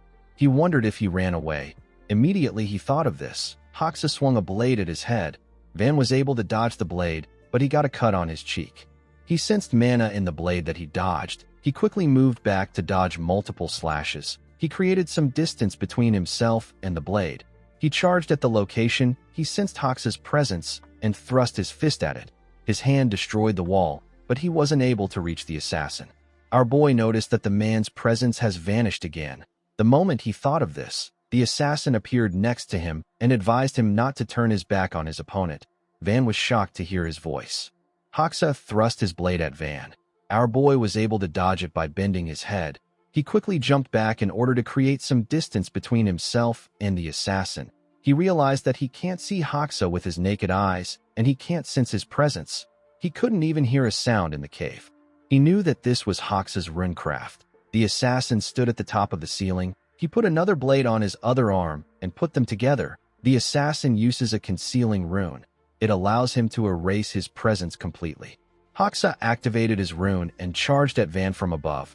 Our boy was able to dodge it by running fast. Although it was hard for him to dodge attacks in this narrow cave, it was even harder for him to locate the man. The moment he thought of this, he jumped in order to dodge Hoxa's blade. He quickly moved back. He clenched his fist and moved forward at a crazy speed. He was moving close to the invisible assassin. Hoxa was shocked to see Van coming at him. He quickly realized that our boy has figured out his location. Before he could move, Van grabbed his neck and raised him up. He told him that hiding his body won't help him because he can still see his mana. One of his eyes turned black when he said this. The eye is his second manifested armament. It is known as the Truth Eye. The eye allows him to perceive even the faintest mana that is undetectable to normal senses. Hoxa could not believe what was happening. Van slammed his body to the ground with a large amount of force. The impact of the attack destroyed the ground. Hoxa spat out some blood and rested his back on the wall. He told Van that he is the second rune caster to find him with mana alone in his 40 years as an assassin. Van asked him to tell him where Kezharak is. Hoxa asked him to tell him what he thinks of his kids. He said that they are quite adorable. Unfortunately for him, Van was not ready for his nonsense. He grabbed his arm and asked him to tell him where his boss is. He removed his arm and asked him to answer him. The assassin screamed out in pain while breathing heavily. He said that he has murdered countless people because of Kezharak's order. He said that he is a man beyond forgiveness. Our boy placed his hand on his other arm. He told Hoxa that he will rip off his other arm if he confesses to him one more time. Hoxa said that he cannot die, yet even if everyone condemns him. He said that he hasn't protected the children yet. He asked Van to accept his apology. Immediately he said this. He took out another paper and inserted his mana into it. Our boy was surprised to see another formation. A portal appeared above Hoxa. A monster jumped out of the portal and gave Van a blow in his chest. The attack pushed him back. Hoxa's comrade was on the monster. He said that he has finally found our boy. Van gently cleaned the blood on his lips. With a menacing look in his eyes, he called out to the man and asked him if he cannot see that they are talking. Van noticed that he was bleeding in his stomach. He realized that the monster's claw went into him. The man carefully looked at Van to see if he was his target. The fact that our boy was able to drive Hoxa to this point convinced him that Van is the one who killed Merkel. Hoxa pushed himself up. He advised his comrade to be careful. He informed him that Van found him with his rune. He said that he can't even guess his level as a sorcerer. The man was impressed when he heard this. He did not think that someone so young would be this powerful. Van called out to the man. He asked him if he is willing to answer his questions. The masked man asked Hoxa about what our boy is talking about. Hoxa revealed to him that Van asked for Kezharak's location. The man laughed and apologized to Van. He took off his mask. With a creepy smile on his face, the man told Van that there is no one who will answer his question. This bald man's name is Bridgeton. He is also an executive of Tease. Van realized that he couldn't talk things out with the man. He charged at the bald man. He clenched his fist when he got close to him. The monster behind Bridgeton clenched its fist when it saw Van. It quickly attacked our boy before he could touch Bridgeton. Van was able to block its attack with his fist. Immediately he did this. Hoxa appeared behind him. Our boy quickly turned to see the man. Hoxa swung his blade at him. Van jumped to dodge the man's blade.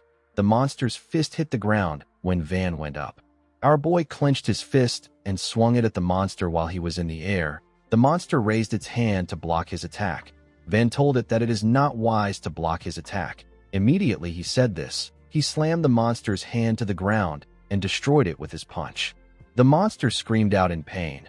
Our boy ran forward the moment he landed on the ground. Bridgeton smiled at him.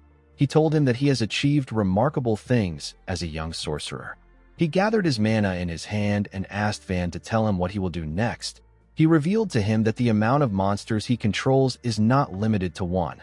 The moment he said this, several monsters came out of portals in the air. Bridgeton used his rune to bring them down. Bridgeton has the summoning rune. It allows the user to summon a subspace connected to another dimension. This makes it possible for him to store and retrieve anything he needs. Our boy saw the monsters coming towards him. He believed that it didn't matter because he could destroy them all with his attacks. Before he could do anything, Hoxa attacked him. He told Van that he let his guard down. He landed 2 cuts on Van's knees. This made Van lose his balance. The huge monsters fell upon our boy and pressed him down. Van was unable to move. The monsters held him down with their bodies. Bridgeton moved close to him. He was amazed to see that Van was all right. He told him that one of these monsters is enough to crush a normal sorcerer. He couldn't believe that Van was not injured. He asked him about the type of rune he uses. He asked him if it is body enhancement. Van told him that he is the only one allowed to ask questions. He advised the man to give him the answer he wants. Bridgerton smiled when he heard this. He told him that he likes his fiery personality. He offered to make Van an assassin of T's assassination squad. With a creepy smile on his face, he raised his hand and activated his rune. He told Van that he has to first make him his slave. Bridgerton has another rune known as the Domination Rune. It is a rune that allows the user to invade a target's inner world. The user will destroy the existing version of the person and reshape their identity into whatever they wish. Van was shocked to see that the man had two different runes. Bridgerton quickly placed his hand on our boy's head. He told him that he will soon be reborn. The moment he said this, Bridgerton found himself in a world covered with red clouds. Even the ground was red. The man wondered about where he was. He quickly realized that he was in Van's inner world. Bridgerton had turned countless monsters and sorcerers into his slaves with his domination rune, and he has never failed before. He believed that he would always be able to take over his opponent's mind no matter how strong they are. When the man turned around, he saw a huge demon carrying a huge sword. The demon was smiling at him. Other demons appeared around the man. They stood on opposite sides and held flags and weapons. It was an army of demons. Bridgerton always believed that he would win, but he didn't know that he had come across someone he shouldn't have met. A boy who was neither living nor dead. A boy who survived with nothing but vengeance on his mind and endured 1,000 long years in a deep and dark abyss of pain. In the middle of the demon army, something with long hair came down from the sky. The thing moved close to the sorcerer. He was horrified when he looked into its eyes. He couldn't even run. This demon looked like the Asura rune on Van's back. The demon smiled at the sorcerer. Bridgerton didn't think that he would meet this kind of thing in someone's inner world. He didn't know the kind of world that Van had created in his mind after suffering for so long. The demon stopped smiling at the man. Its head became bigger. It manifested thousands of faces. Bridgerton became terrified when he saw this. He got devoured by the demon. He quickly got dragged back to reality. He began to breathe heavily. While he was struggling to catch his breath, Van called out to him. He released his mana and told him that it is quite rude for him to peek into someone else's mind. Bridgerton was shocked to hear this. He called our boy a monster. Van dragged his hand out and gave the man a punch on his chest. Bridgerton screamed out as blood gushed out of his hand. Hoxa couldn't believe what was happening. He couldn't believe that Bridgerton's brainwashing failed. Van raised the monsters on him up and said that one sorcerer locks people in a strange cage while the other one peeks into others' secrets. He told the men that they are quite unpleasant. He threw the monsters up and gave them a life-crushing punch. He destroyed every single one of them with this earth-shattering punch. His attack destroyed the cave and threw the sorcerers out of the dimension. They were sent back to reality. They landed outside the shop. Hoxa and Bridgerton got slammed to the ground. Van was thrilled to see that the formation was broken. Hoxa tried to stand up, but he was too injured. He spat out a large amount of blood. Van took a look at Bridgerton. He saw that the man has already passed out. He decided to question Hoxa. He grabbed the assassin by his hair. Hoxa screamed out. Van told him that this is his last chance. He asked the man to tell him where Kezarak is. Hoxa didn't say anything. Van could tell that the man wasn't going to give him an answer. He stood up and told Hoxa that he doesn't need to give him an answer if he doesn't want to. He covered his hand with his energy and told the man that he will make him speak. Before Van could do anything, Ofen screamed and asked him to stop. She and her other siblings ran in front of Van and asked him to stop.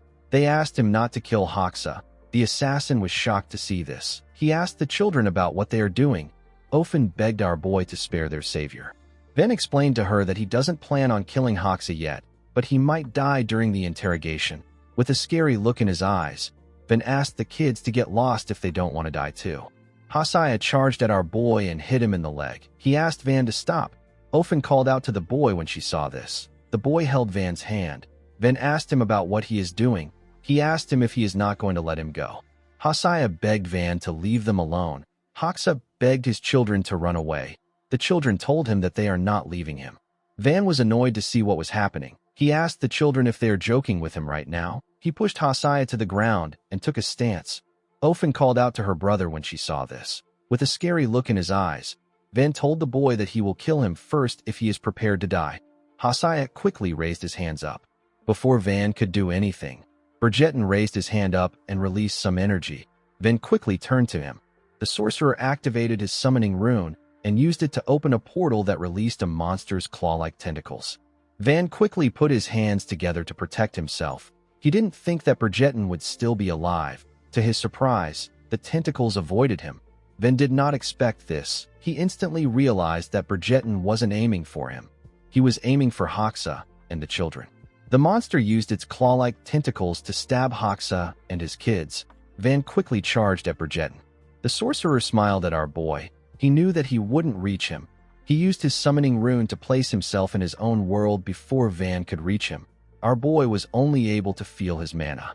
Inside Bridgerton's dimension, we see him resting on a huge floating rock. Since he has killed Hoxa and the kids, the man was certain that there was no way Van would gain information about Kezerak. He took a look at his arm and said that he went through a lot because of Van. He couldn't believe that there was a sorcerer who had such a terrifying inner world. He knew that he had to report this to Kezerak immediately. The moment he thought of this, someone tore space open and stepped into his dimension.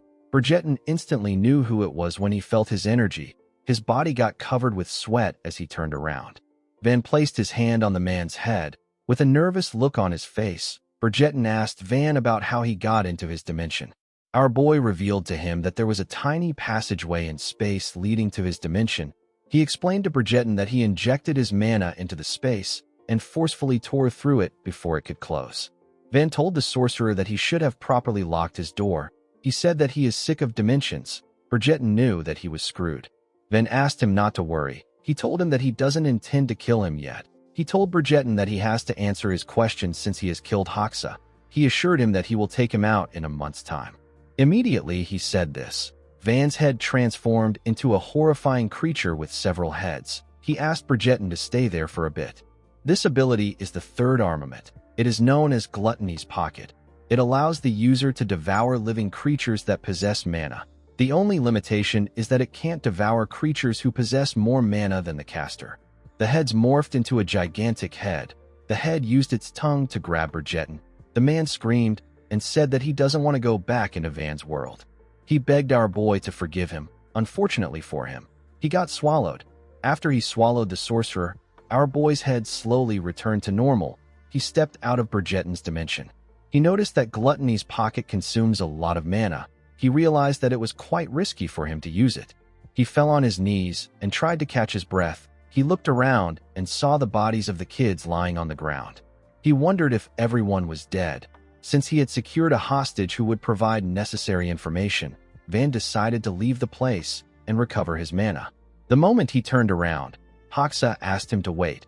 He told him that Ofen can still be saved. With a tear in his eye, the man begged Van to save the girl. Our boy turned to him when he heard this.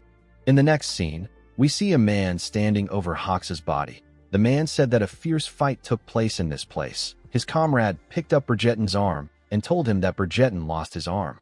The man couldn't believe that someone killed two executives of Tease. He said that the attacker is insane. He asked his comrade, whose name is Mongo, if he can find the culprit. Mongo said that he can. He said that he can still smell something even though it is faint. He said that our boy was there until yesterday. The man wearing an eye patch summoned some men known as Raven. The men came out of his shadow. The man ordered them to report the situation to Kezerak. He said that he will track their culprit with Mongo. The men accepted his order. The man turned to Hoxa and wondered if this is the end he wanted so badly. He said that it is an empty and meaningless end. The scene shifts and we are taken to the mountains. We see Ofen open her eyes and scream. When she raised her head, Van asked her if she is finally awake. The girl asked him about where they are. She quickly turned to him and asked him about Hoxa and the kids. Van revealed to her that everyone else died. The girl was shocked to hear this. Blood gushed out of her eyes. She screamed and said that this can't be true. She told Van that he saw the wrong thing. She slowly pushed herself up and said that she has to go save everyone. She said that they can't die yet. Van asked her to shut up. He revealed to her that he buried the children's bodies himself. The girl fell back down and screamed. She said that this can't happen. She asked our boy about why he saved only her. She told him that he should have just let her die with everyone. She asked him to tell her why he saved her. Ben asked her not to delude herself. He revealed to her that he only saved her because he needed her. Immediately he said this. Van remembered the conversation he had with Hoxa before he died. He asked the man to tell him why he should save the girl. He said that Ofen won't last on her own even if he saves her. She will either be torn apart by monsters or killed by bandits. While struggling to catch his breath, Hoxa informed Van that Ofen knows about Kezarach and Tease. He told him that the girl can provide him information. Van was surprised to hear this. Hoxa begged Van to simply take Ofen to a random village. He said that the girl is strong and lucky enough to survive. He was certain that she would be able to live on her own. Van asked the man about what he should do if Ofen doesn't know anything. Hoxa asked him to do whatever he likes. He told him that he can kill her if he wants. Our boy realized that the man wasn't lying. He agreed to help the girl. Hoxa begged Van to save her. After doing this, he died. While Ofen was crying on the ground, Van grabbed her neck and raised her up. He apologized to her and told her that he can no longer wait. He asked her to tell him about Kezarach. The girl seemed quite lifeless. She hadn't processed her grief well. Nevertheless, she still spoke. She told our boy that Kezarach is probably in the Varkan kingdom. She revealed to him that the man said that he was heading out to carry out a commission for the king of Varkan the last time he came to see Hoxa. Van asked her to describe Kezarach to him. The girl revealed to him that his appearance changes every time he came to see Hoxa. She said that this is probably due to the rune he wields. Van asked her if she knows anything about Kezarach's rune. Ofen said that Hoxa once told her that Kezarach is a sorcerer born with a rare set of 3 runes that are counted among the continent's rarest.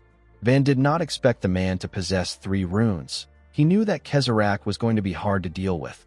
He let go of the girl and told her that they have no time to waste. He said that they will talk on their way.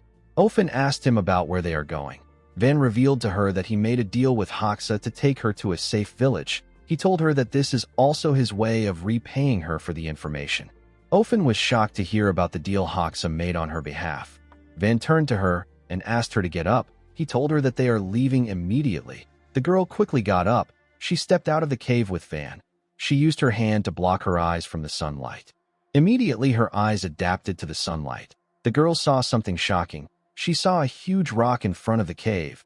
Van reminded her that he buried the kids. He said that he buried them under the rock. Ofen asked him about why he chose this enormous rock. Our boy said that he doesn't want monsters to disturb their graves. He said that the children did nothing wrong. He told Ofen that he will let her say her final farewell. Ofen walked up to the rock and placed her hands on it.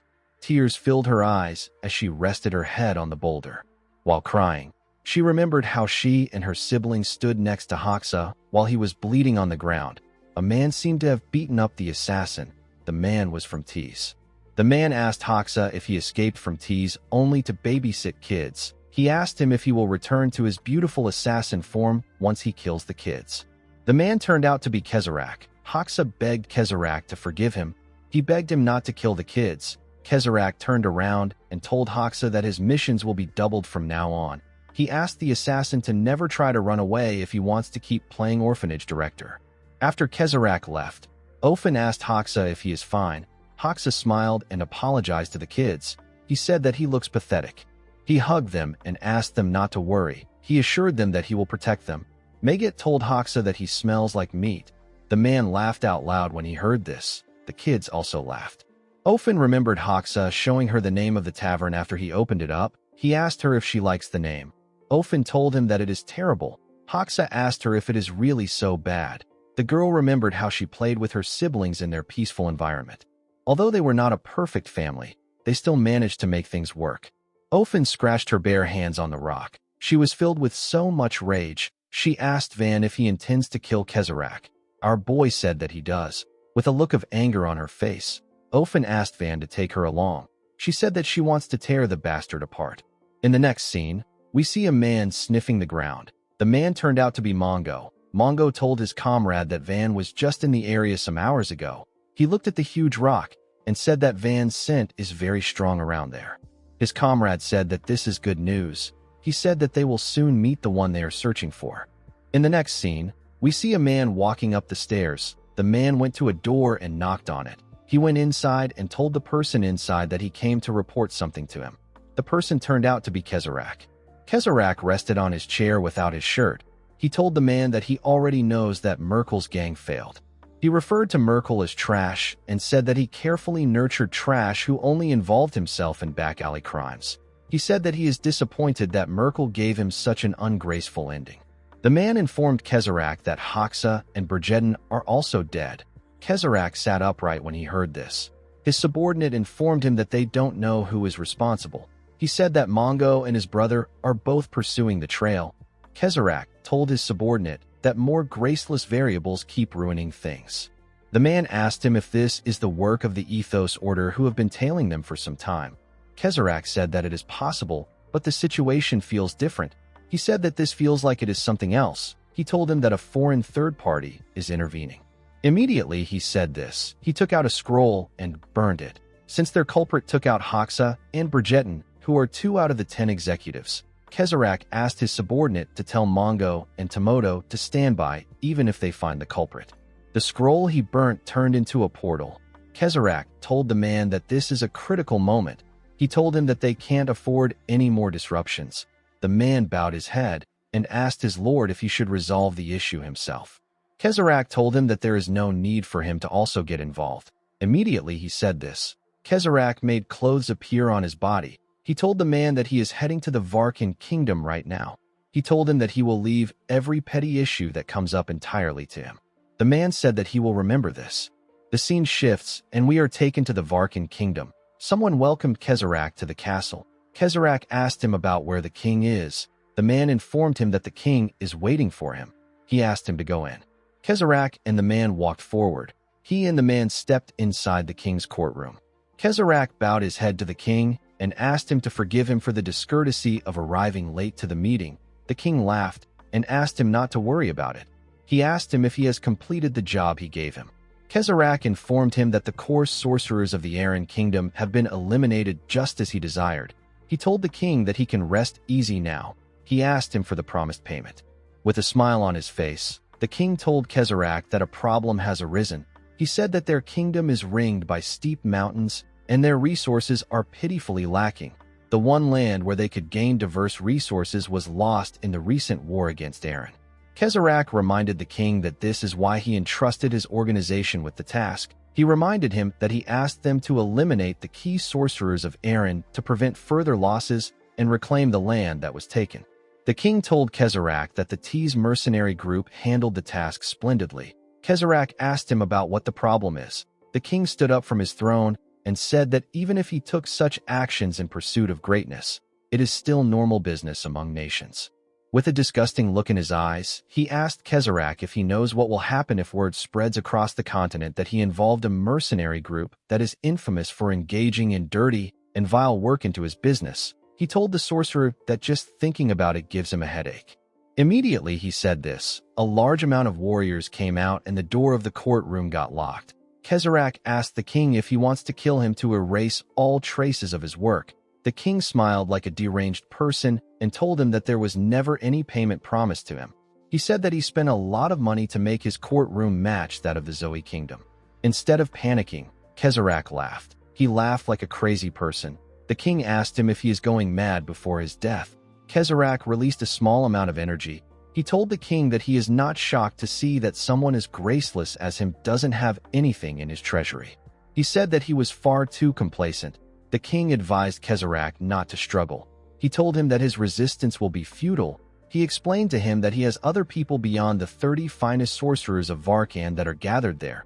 He revealed to him that he has soldiers stationed in every part of the castle. The king laughed like a crazy person and told Kezarak that he is actually paying him. He explained to him that the money he used to hire the sorcerers there is enough to cover his fee. Kezarak told the king that it is too late. He told him that he brought back the memory he hates the most. Immediately he said this. The man that entered the castle with Kezarak placed his hand on his back. He told Kezarak that the transfer of artificial mana is complete. Kezarak released his energy and said that royalty in small kingdoms and mighty empires are no different in the way they behave. He snapped his finger after saying this. He told the king that his kingdom is finished. He told him that he will take his kingdom as payment. To the king's surprise, nothing happened after Kezarak said this. He laughed and asked the man if he is joking with him.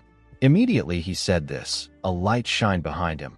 When he looked outside, he saw that the sky had changed colors. a ridiculously huge statue came out of the sky. The statue began to descend from the sky. The sorcerers in the room quickly ran towards the king. Unfortunately, they were too late. The statue covered the entire palace. The moment it touched the ground, it released a bright light. It destroyed the entire palace in one go. A minute later, we see Kezerak's subordinate call out to him. He told his lord that nothing survived. He said that everything was wiped clean. Kezerak picked up something from the ground and said that things that aren't clean are never beautiful. He picked up the king's crown and carefully looked at it. His subordinate told him that he will guide him to his next destination. Kezerak suggested that they walk this time. He looked at the sky and said that today is particularly beautiful. This overpowered monster with black hair and silver glasses is the leader of Tease. The scene shifts, and we are taken back to the time Ophin asked Van to take her with him. She said that she wants to tear Kezerak to shreds. Van turned around and told the girl that she is out of her mind. Ophin told him that she can't just continue living her life as if nothing happened. Van told her that she would be better off spending the rest of her days in peace. He explained to her that he has no intentions of protecting her. He told her that he might even kill her by himself if she gets in his way. The girl asked him to do as he likes. She said that she doesn't care. Van walked forward and told her that he is heading to the Varkan kingdom. He asked her if she is really planning to follow him. Ophin asked him to kill her anytime she gets in the way. Van told her that they are leaving right now. Later in the night, we see Tomoto and his brother looking at Van and Ophin from a distance. Tomoto was happy to see that they had finally caught up to Van. Mongo reminded his brother that Kezerak ordered them to wait quietly. Tomoto smiled and told him that this is their chance. He said that they can capture Van and offer him to Kezerak. He told Mongo that this is their chance to repay Kezerak for taking them in. He asked him if he likes this idea. Mongo told his elder brother that he will do as he says. Tomoto was happy to hear this. He released his energy and said that they will keep tailing Van until they find a clear chance to kill him. Mongo told his brother that he understands. As they walked through the forest, Van noticed something odd. He asked Ophin to tell him the amount of times they have walked past a certain huge tree. The girl said that this is their third time. Van said that they must be lost. Ophin wondered if they are in a certain forest. She told herself that this is impossible. Van asked her if something is wrong. Ophin revealed to him that Hoxa told her a story about a certain forest when she was little. Hoxa told her that the mountain where they opened their tavern used to be a monster's lair. The entrance of this lair is called the Moor Forest. If a person steps into the Moor Forest, they can never get out. Van asked her if she is saying that they have wandered into the Moor Forest. He told her that the forest is nothing more than a ridiculous superstition. Ophin told him that the story is quite true. She said that there are countless monsters living in the Moor Forest. Immediately she said this. The tree next to him opened its multiple eyes and turned to him. Van was surprised to see the monster. Ophin quickly covered her mouth to stop herself from screaming. The tree monster smiled and raised its hand. Before it could crush Ophin, Van grabbed her and jumped out of the way. The monster's fist crushed the ground. Van threw Ophin aside when he landed on the ground. He clenched his fist and appeared in front of the monster in an instant. He swung his fist at it. The monster tried to block his attack with its branches, but it couldn't withstand Van's strength. Our boy obliterated it with a single punch. After taking care of the monster, Van called out to Ophin. He advised her to hide well if she wants to live. He raised his head up to look at the large amount of tree monsters that came to life. He couldn't believe that he thought Ophin was just telling him a folktale. The monsters screamed and charged at him. Later in the morning, we see Van take out the last monster with a single punch. After he was done with the monsters, he asked Ophin to come out of hiding. The girl stood up when she heard this. She looked at the countless bodies on the ground and asked Van if he is all right. Van said that he is fine, but he was acting strange. He noticed that his mana was draining much faster than usual. It was like the forest was sucking away his mana. Van's vision quickly became blurry. He realized that he was hallucinating. Van wondered about the kind of forest he is in. Immediately he thought of this. Someone landed behind him. Van quickly turned around. He saw Tomoto behind him. The man smiled and told Van that it is already too late. He covered his hand with his mana and charged at Van. He tried to hit our boy in his chest. Van was able to dodge Tomoto's attack. He was shocked to see the man. He didn't know what was happening. Before he could step back, Tomoto placed his leg on his neck and grabbed his arm. He locked Van down with his position. Van was unable to move because the hallucinations were draining his strength. While Van was trying to put himself together, Tomoto said that this fight might go easier than he expected. Tomoto is the executive of Tease who is responsible for battlefield operations. He smiled and told Van that a sorcerer shouldn't waste their mana so carelessly. He said that mana is quite precious. Van was shocked to hear this. He called the man a cocky bastard. He raised his other hand and used to give him a heavy punch in his chest. His attack destroyed the ground. To Van's surprise, the man smiled at him and said that this is an unexpected result. He told Van that he is quite pathetic compared to the monsters he has faced. Tomoto didn't get a single injury. Only the ground got destroyed. Van was shocked to see this. He didn't understand how the man was still fine. Tomoto told him that he is far too weak. He freed Van from his grip. Immediately he did this, his brother appeared next to Van. He gave our boy a bone-crushing punch that sent him flying. Van crashed into the ground. Tomoto stood up and asked Mongo about what he did with Ofen. Mongo informed him that he knocked the girl out and tossed her aside. Tomoto told him that he did well. He said that they will have some fun with Ofen later. Van pushed his body up and looked around. He realized that he didn't have enough mana to do anything. Tomoto revealed to him that they were ordered to not act rashly. They were only supposed to stay hidden and follow his trail. He told Van that this is something that only weak and cowardly dogs do. Mongo agreed with his older brother. He said that they are strong dogs. Tomoto smiled and said that they also need to avenge Hoxa and Brigetten. Immediately he said this, Van appeared in front of him and gave him a punch. Tomoto easily blocked our boy's punch with his arm. Van was shocked to see that the man was able to withstand his punch again. Mongo quickly gave Van a punch in his stomach with his huge hand. Our boy coughed out when he received the punch. Mongo tightened his fist and sent Van flying with his punch. Our boy slammed his back on a tree and got knocked out. Before he could even regain his consciousness, Mongo appeared in front of him. Fortunately, Van opened his eyes before the huge man could attack. He clenched his fist and charged at Mongo. Before his punch could land on Mongo, Tomoto appeared out of nowhere and used his leg to block the attack. Van was shocked to see this. Long ago, there was a tribe that spread fear on the continent.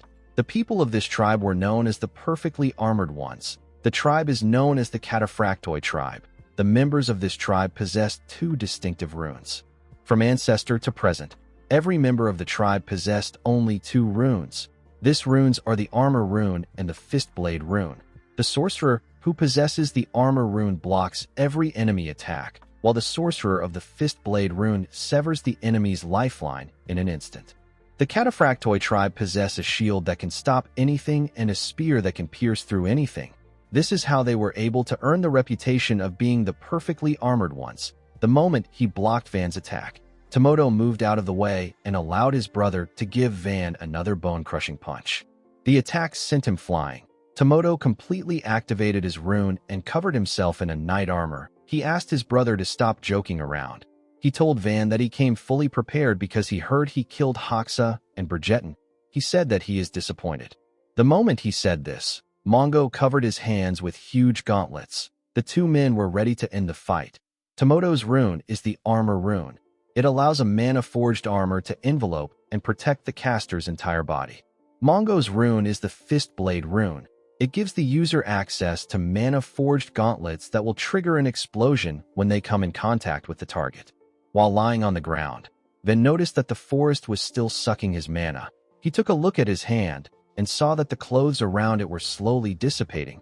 He realized that his Annihilation Fist, which consumes a lot of mana, is at its limit. Van didn't like this situation. He didn't want to summon an armament that requires him to sacrifice his lifespan, but he had no choice since his mana was getting drained. Tomoto told our boy that he is too weak. He told him that he is pissing him off. He asked Mongo to only leave Van's head. He said that they will need his head for when they report to Kezarek. Mongo stepped forward and said that he will take care of it. Van stood up and asked Tomoto if he just mentioned Kezarek. He realized that the men belonged to the T's mercenary group. He said that this is good. He released some energy and told them that he is only going to question them once because he is tired. He asked the men to tell him where Kezarek is. He assured them that he will spare them if they answer willingly. Tomoto was annoyed to see that Van dared to mention his master's name. He said that a weakling shouldn't speak of his master's name so easily. He charged at Van out of anger. Van released more energy and stretched out his hand. He told Tomoto that the people in his organization don't understand reason. Tomoto didn't understand what Van was doing. Before he could reach our boy, a scary monster with multiple heads appeared next to him. The monster opened its mouth and let out 2 terrifying daggers. Van grabbed the daggers and told Tomoto that he threw away their last chance. He took a stance and asked the man not to blame him for what is about to happen. These daggers are the 3rd manifested armaments. They are known as the Death Spirit daggers. Tomoto stopped moving when he saw the daggers. He felt an ominous aura coming from the daggers. He carefully looked at Van. He knew that our boy was about to attack. Immediately he thought of this. Van charged at him. He swung his daggers at Tomoto's leg. The daggers cut through the armor and landed a cut on the man's leg. Tomoto was shocked to see what happened. He couldn't believe that his mana armor got pierced. His brother appeared behind him and swung his fist at Van. Our boy easily dodged his attack by jumping back. Before moving back, he landed a cut on Mongo's arm. Mongo informed his older brother that he got hurt. Tomoto recalled that our boy was dying a moment ago. He found it odd that he was now energetic. He didn't understand the kind of rune Van was using. He apologized to our boy for underestimating him.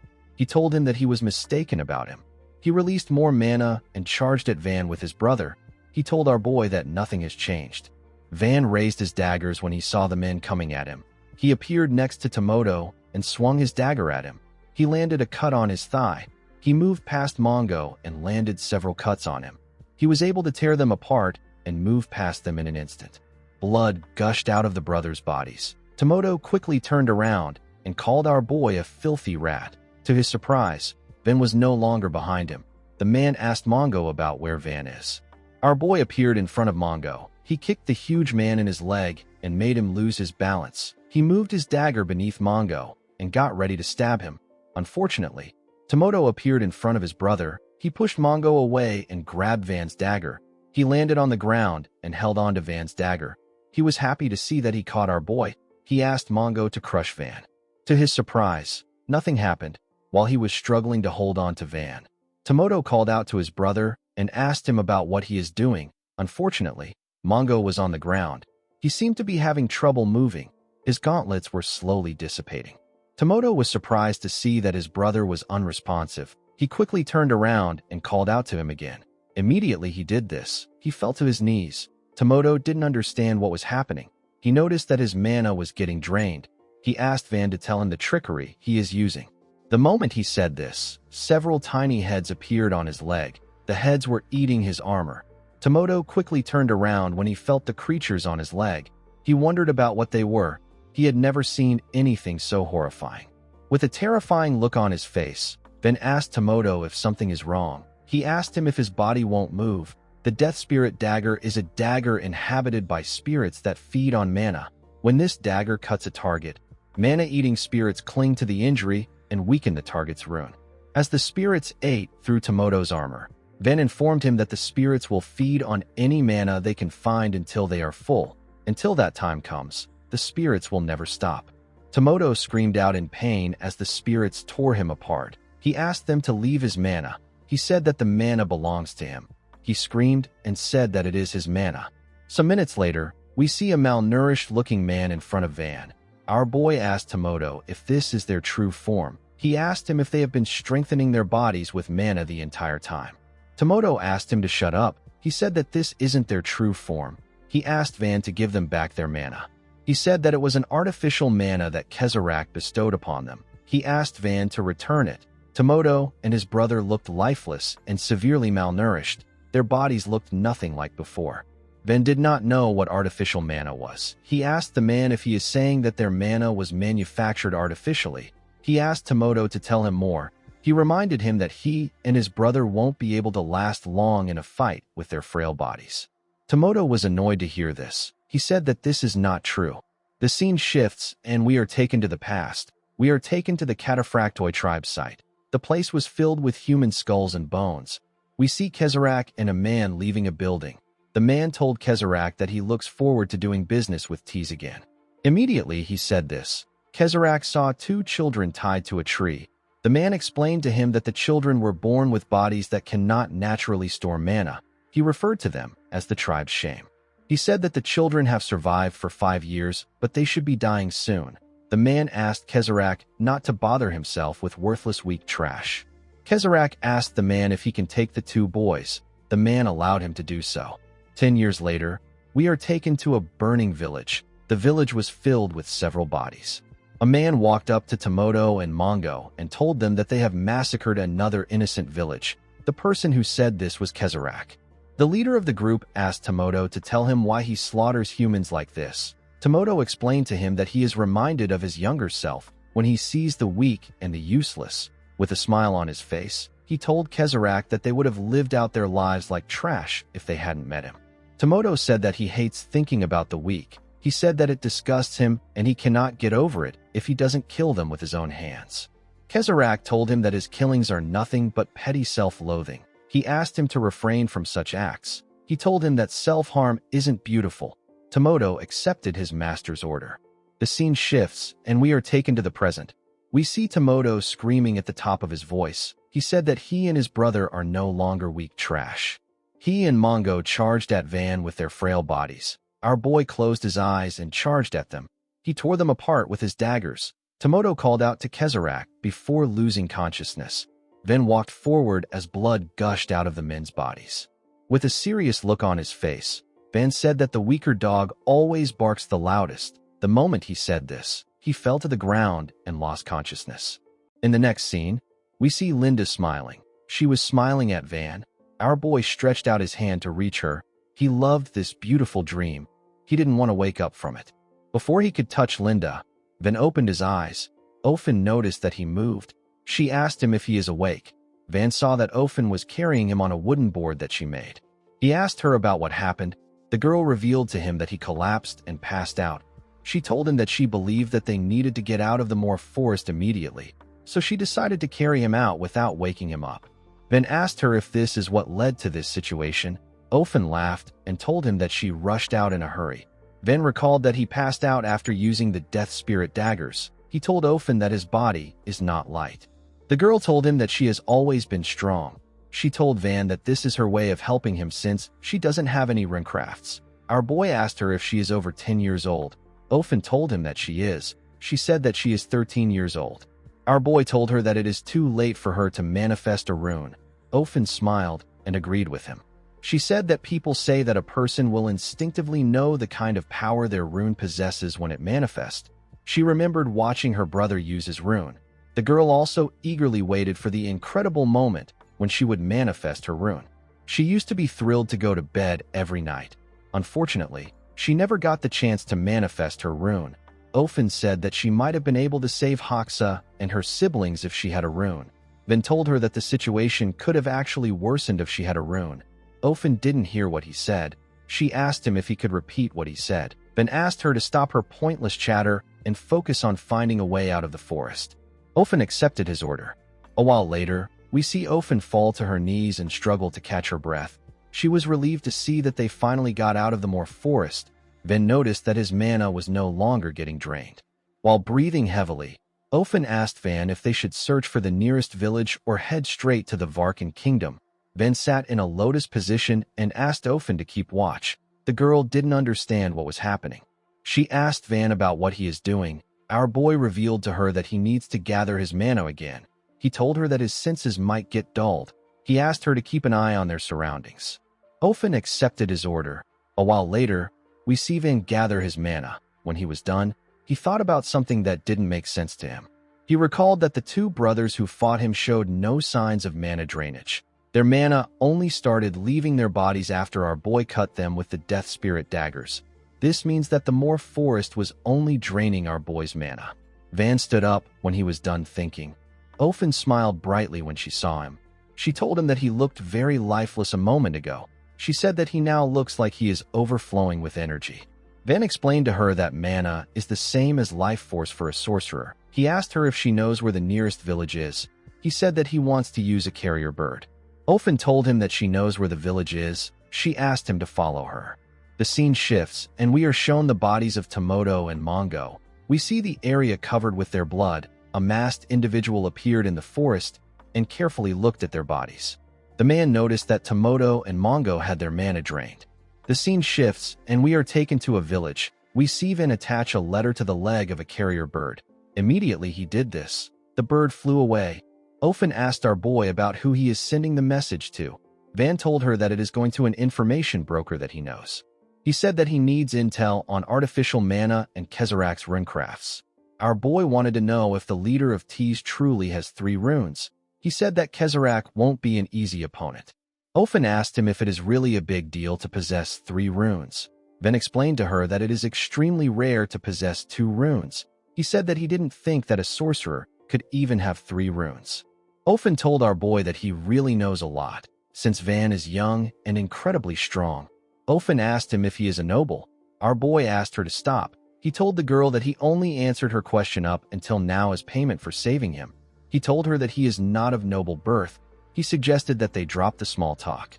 Ofen nervously told him that she understands. Immediately she said this. Someone in the tavern asked his friend if he is saying that a mercenary from Tees is inside the tavern right now. Van and Ofen were shocked to hear this. They quickly turned to the table of the 3 friends. The man who said that someone from Tees is there asked his friend to lower his voice. He asked him if he has lost his mind. His friend apologized to him. He said that he was so shocked. He asked the man about how he knows about the mercenary. His friend reminded him that he is a local. He told him that he hears different things. He advised the man to avoid making eye contact with the mercenary for no reason. Immediately he said this. Van appeared next to him. He asked him if he just said that someone from the Tees mercenary group is there. The man and his friends were shocked to see Van. He asked our boy if he is also curious about Tees mercenaries. Van said that he is. The man placed his hand around Van's neck and dragged him close to himself. He laughed and said that our boy is at the age where he should be curious about this kinds of things. He moved his head close to Van and asked him to listen carefully. He said that he will only explain once. Van quickly used his hand to cover his nose when he smelled the man's breath. The man advised him not to make eye contact. He revealed to Van that the man behind them is a member of the Tees mercenary group. Van carefully turned around to see the mercenary. He stood up after hearing what the man told him. The man was surprised to see this. He asked him about where he is going. Van moved close to the bar and told the mercenary that he heard he is from the Tees mercenary group. He asked him if this is true. The mercenary told him that it is true. He turned to Van and asked him if he wants something from him. The mercenary turned out to be Kezerak, the leader of the Tees mercenary group. Van did not expect to hear that the man in front of him was really from Tees. He did something that shocked Kezerak. He knelt down and bowed his head to Kezerak. He begged him to forgive his sudden discourtesy. He told Kezerak that he wants to join the Tees mercenary group. He begged him to take him in. Kezerak was surprised to hear this. The information Van has gathered on Kezerak so far comes down to 2 things. The first is that he possesses 3 runes, and the second is that there is a high possibility that he is headed to the Varkan kingdom. Beyond this, Van hasn't been able to get anything else. There is a limit to what an information broker can find, and it is impossible for our boy to dig through the mercenary group and find Kezerak. Every Tees mercenary he has met so far was so consumed by fear and loyalty that they refused to say a word about Kezerak and chose death without hesitation. There is only one informant in our boy's hand, but it will take him at least a month to get anything out of Bridgeton. Since Van has reached a dead end, he decided to use his last option to obtain information. He decided to throw himself to the Tees mercenary group as bait. He told Kezerak that he is nothing special. He said that he is a poor kid from an ordinary family. He told him that he was fortunate enough to be born with a rune, and he has worked hard to become a sorcerer. He said that the only way for a commoner to rise in this world is through mercenary work. He told Kezerak that he would like to join the prestigious Tees group. Our boy wondered about how Kezerak will react to his offer. Kezerak carefully looked at him. He knew that mana is the same as life force for a sorcerer. A person can learn many things about a sorcerer through their mana. They can learn about their physical exhaustion and even their emotional shifts. Just a moment ago, Kezerak sensed the mana that Van was releasing. He could feel the overwhelming killing intent that our boy possessed. Even within the Tees mercenary group, there is no one that gives off a killing intent like this. What was more shocking to Kezerak was the overwhelming mana that Van possessed. The man recalled that he has met countless noble heirs from many kingdoms. Among those around the same age as Van, there are only 3 people who possess the same amount of mana as him. Kezarak couldn't believe that Van called himself a boy from a poor and ordinary home. He knew that no poor boy could possess this type of killing intent and mana. He saw our boy as a graceless boy. He wondered if he was trying to infiltrate Tease by lying to him. He wondered about what he should do with Van. He told him that he needs to take the entrance test. Van was surprised to hear this. He asked the man if he is serious. He was surprised to see that Kezarak accepted his request without a hint of doubt. Kezarak stood up and reminded Van that they are not a royal army. He said that they are simply a mercenary band. He asked our boy if he was expecting some grand procedure. Van asked him about what he should do for the test. Kezarak told him that it is simple. He explained to him that he simply needs to have a brief personal interview with their leader. He asked Van if he will follow him. Our boy was shocked to hear that he could meet Kezarak this easily. Of course, Kezarak was lying. He was the one who personally recruited each and every mercenary in Tease. The man only had one thing that he was curious about. He wondered about the identity of the boy in front of him. He didn't know if Van was a plant from another mercenary group or a royal assassin sent to kill him by another kingdom. The situation between Kezarak and Van was like a chess match. No one knew which move to make.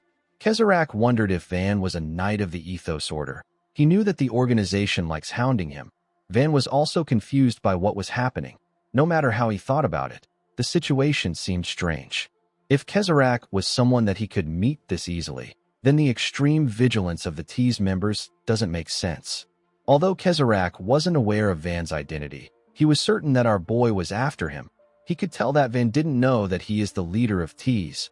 He wondered if this is just an act to make him drop his guard. Van wondered if he should refuse Kezarak's offer. He reminded himself that this entrance test could be a trap. Kezarak knew that Van's goal is to infiltrate Tease ranks. He was certain that our boy wouldn't turn down the entrance test. Although he didn't like it, Van knew that he couldn't let this golden opportunity slip away. He told himself that he won't have to go all the way to Varkan if the man in front of him is telling the truth. Kezarak realized that he had to make a decision right now. He could either lure Van back to his base and uncover who he is, or he could kill Van right there. Our boy got up and told Kezarak that he will do anything to join the Tease mercenary group. Kezarak told him that his leader is outside. He asked Van to follow him. He assured him that he will let him meet his leader right away. Van and Kezarak walked towards the door.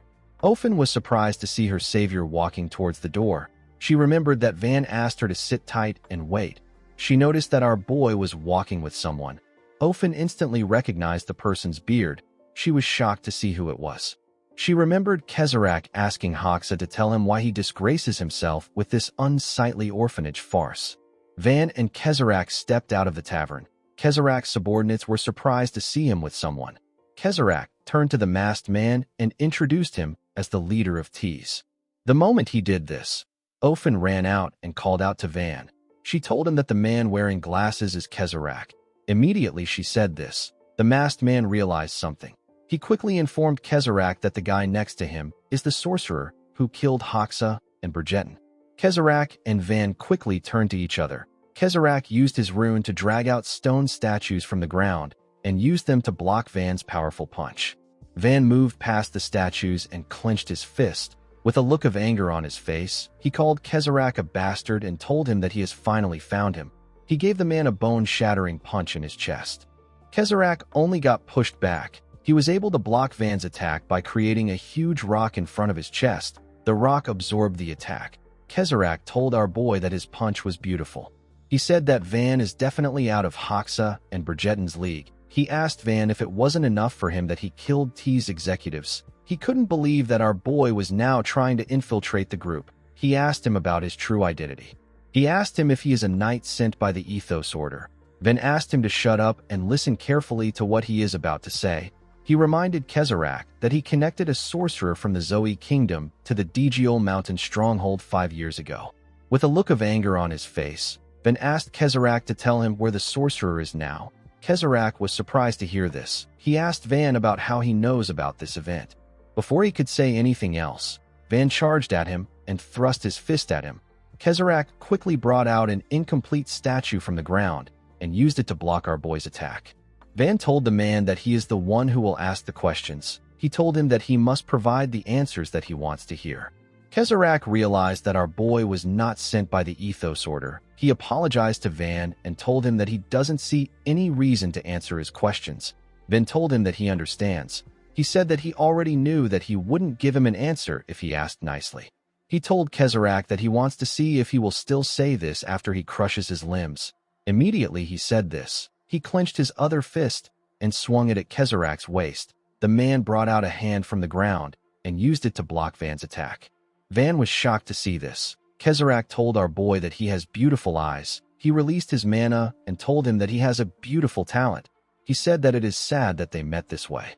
The moment he heard this, Van turned around. A huge stone fist came out of the ground and hit him in the back. The attack sent him flying.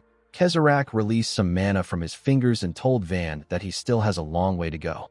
Immediately he said this. Several stone fists came out of the ground. Different stone statues came out of the ground. The statues carried different weapons. When Van came out of the ground, he saw the statues kneeling in front of Kezarak.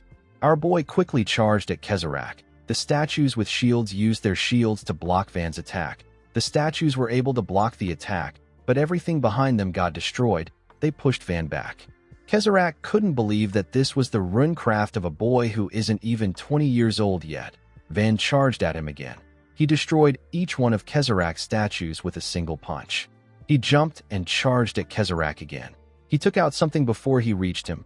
Kezarak noticed that Van brought out something. He raised his hand to block our boy's attack. Van threw the thing at Kezarak. The item hit his arm. Kezarak was surprised to see a dagger in his arm. Van raised his hand and used his mana to drag the Death Spirit dagger back to himself. He raised his two daggers and took a stance. He asked Kezarak to prepare himself. He told him that the real fight begins now. Kezarak used his mana to push away the spirits of the dagger. He told Van that his efforts are pointless. Our boy charged at him when he heard this. He hit Kezarak with his daggers several times. He swung his fist at Kezarak at a crazy speed. The man didn't move. It seemed like he was observing Van. If one was to compare a sorcerer to a swordsman, runecraft would be seen as the sharp blade and mana would be seen as the swordsmanship that has been trained and polished over time. Among scholars, there is still an ongoing debate about runes and mana. Which one of these things is more important to a sorcerer? Most scholars agree that mana matters the most. No matter how legendary a blade that can cut anything may be, there is still a huge difference between when it is in the hands of a 3-year-old child and in the hands of a swordsman who has devoted 50 years to the sword. The gap is immeasurable. This is how decisive mana is in a sorcerer's battle. Kezarak caught Van's fist and told him that he is wasting his time. He explained to Van that he cannot hurt him with the amount of mana he has right now. He advised him to give up. Immediately he did this. He brought out 2 huge boulders from the ground and used them to attack Van. The attack sent our boy flying. Kezarak's subordinates moved close to him. The blond man apologized to him for the sudden interruption. He informed him that the Knights of the Order are closing in. Kezarak was annoyed to hear this. He referred to the Order as tiresome pests. He asked the man to activate the formation. He told him that they are returning to tease. The moment he gave the order, the man tore a hole in space and opened a portal. Kezarak told Van that their little meeting will have to be postponed.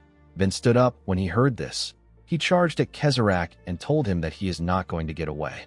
Kezarak moved his face in front of Van's fist. Our boy quickly stopped moving his hand. He grit his teeth out of anger and asked Kezarak about what he is doing.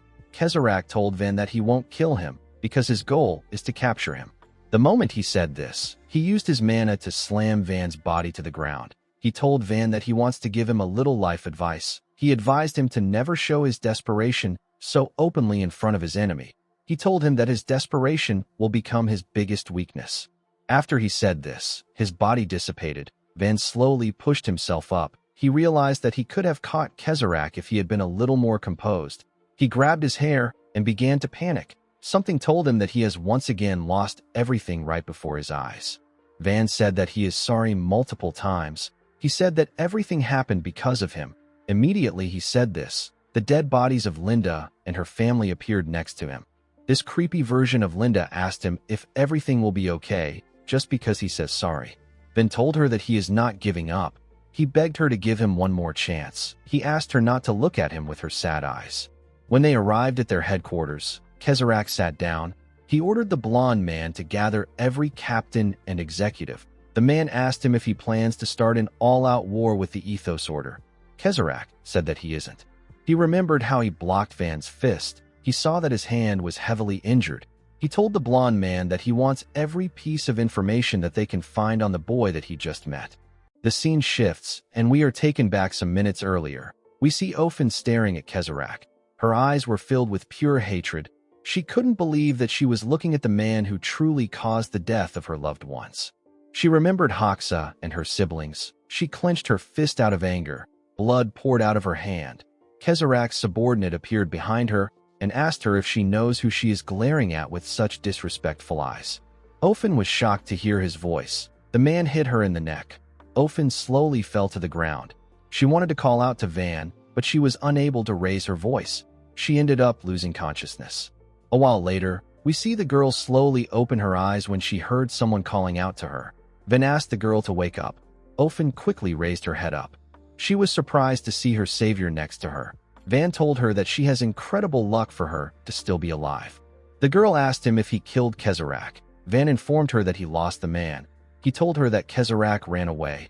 Ofen was sad to hear this. She didn't like the fact that she was unable to do anything this time around. Van reminded her that he has no plan to babysit her. He asked her to get up now if she wants to follow him. Ofen got up and asked our boy about where they are going. Van told her that they are going to the Varkan kingdom. He said that there is a good chance that Kezarak fled there. He told himself that he has drowned in despair for 1,000 years. He said that this is enough for him. Instead of wasting his time, our boy chose to move forward. He told himself that his revenge is not over yet. He said that the operation was not a complete waste of time. Due to Kezarak's reaction, our boy became certain that the hooded sorcerer was from the Zoe kingdom. He knew that he had to catch Kezarak to get more information about the sorcerer. The moment he thought of this, someone called out to him and Ofen and asked them not to move. Immediately he said this. A bunch of knights surrounded them. A blonde knight with amazing hair drew his sword and said that they are a knight order dispatched from the Ethos Order. He said that they will be conducting some checks and questioning. He asked Van and Ofen to cooperate with them. Van recalled that he had heard of the Ethos Order. The Ethos Order is an order based in the Awana Kingdom that trains and maintains its own Knight Corps. This was how Van's father-in-law described the order to him. Our boy apologized to the blonde knight and told him that he cannot comply. He explained to him that he has a long road ahead of him. The knight took out a red orb and told Van that he only has to take a simple test. He asked him to simply place his hand on the device and stay still. Van asked him if he expects him to lay his hand on some device when he doesn't know what it does. The knight told him that things will become troublesome for both sides if he continues to act uncooperative. He asked Van if he is certain that he wants to continue acting this way. Our boy became angry when he heard this. He wondered if he should just kill the knights. He quickly realized that this would just make his problem bigger. Someone called out to the knight whose name is Pollen and asked him to stand down. He told him that Van is not Kezarak. Pollen was surprised to see the old knight. He referred to him as Commander.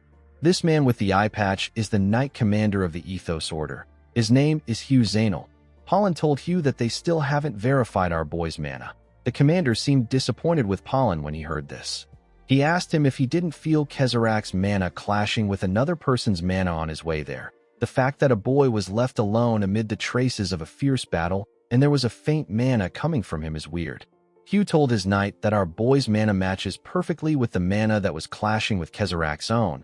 He said that Kezarak probably broke away in the middle of the battle and left Van behind at the scene. The commander smiled and asked our boy if he is right. Van didn't give him a reply. Hugh laughed and told Pollen that a report actually came in. He revealed to Pollen that Kezarak has returned to T's main base. Pollen was annoyed to hear this. He told his commander that he should have mentioned this first. Hugh collected the orb from him and apologized to Van. He explained to him that Kezarak has a rune that lets him alter his appearance. He said that they cannot tell him apart without the mana reader in his hand. He asked our boy to understand them. Van told the commander that he will be leaving now since the misunderstanding has been cleared up. Immediately our boy turned around. Hugh asked him if he wants to kill Kezarak. Van was surprised to hear this. He stopped moving and turned to the man. Hugh explained to him that he has seen people with eyes like his own, eyes that are consumed by revenge and hatred. the eyes of a boy who has fallen into a deep, dark abyss. Hugh stretched out his hand and told Van that they share a common enemy if the person he is staring at with his eyes is Kezrak. He asked Van if he is willing to join forces with them in order to take down their mutual. Paulin was shocked to hear this. He called out to his commander and asked him about what he is saying. Hugh asked him if there is a problem. He asked him if anyone in their cult has actually faced Kezrak in battle, or if there is anyone who knows the full scope of his other runecraft. Paulin told him that this has never happened. Hugh explained to him that Van is the only person who has fought Kezrak directly. He said that our boy is a very valuable source of first-hand information. He turned to Van and asked him if he is interested. He told him that it is better for them to work together. Van declined his offer. He said that he has no reason to trust them. Hugh smiled and revealed to him that they have detailed information on Tees, and they know Kezrak's next destination and movements. Van was shocked to hear this. Hugh laughed out loud and told our boy that he can tell from his reaction that he doesn't know about Kezrak's movements. He asked him if he now finds his offer tempting. Van was annoyed to see the commander laughing. He realized that the Order will have plenty of information on Kezrak that he doesn't know. Ofen called out to our boy to hear his opinion. Van said that he doesn't like this situation at all, but he has no other choice. The scene shifts, and we are taken to the temporary camp of the Ethos Order Knight Corps. Inside the commander's tent, we see him looking at a torn picture. He remembered the face of a man whose body was covered in tree branches. The man was holding a severed head. He referred to Hugh as grandfather. He asked him if he just arrived. The moment he remembered these words, Hugh snapped back to reality. He realized that he managed to forget about the man for a while. He didn't expect that he would meet someone with the same eyes as his grandson's own. He wondered about what Van has been through for him to have such terrifying eyes. The moment he thought of this, someone asked him if he can enter the tent. Hugh asked him to come in. The person turned out to be Van. Our boy told the commander that he heard he asked for him. Hugh apologized to him for disturbing him while he is resting. He told Van that he is not doing anything complicated. He asked our boy to place his hand on a red orb in the middle of a dragon's chest. He explained to him that the monster is a mana meter that measures a sorcerer's mana. He asked Van if he is familiar with the divine tier system of the Aiden continent. Across every kingdom on the continent, sorcerers are subjected to mandatory mana measurements and identity registration for systematic oversight. This is known as the divine tier system. It measures total mana and assigns a rank accordingly. The rank starts from the lowest, which is the 13th divine tier, and it goes up to the highest, which is the 1st divine tier. Hugh told Van that he wants to know the level his ally is at since they will be fighting with their backs to each other from here on out. Van believed that the man had a valid point. He believed that it was better for him to know where he stands on the continent right now. He placed his hand on the red orb. Immediately he did this. The meter opened its eyes and began to scream. Van asked the commander if it is supposed to make this much noise. The commander became scared. He knew that there is only one thing that could make the meter open its eyes. He said that this should be impossible. The meter began to gather fire in its mouth. Hugh quickly turned to Van. He asked him to get back. He said that the meter is going to explode. Van was shocked to hear this. If we compare the divine tier ranks to a martial artist's realm, we will say that the 13th divine tier is just the entry stage. It is the point where someone just awakens their swordsmanship talent. A 9th divine tier is a veteran who has fought through countless battles and come back alive. A 5th divine tier is regarded as a living embodiment of war. It is a being who is capable of shaking the armies of entire kingdoms.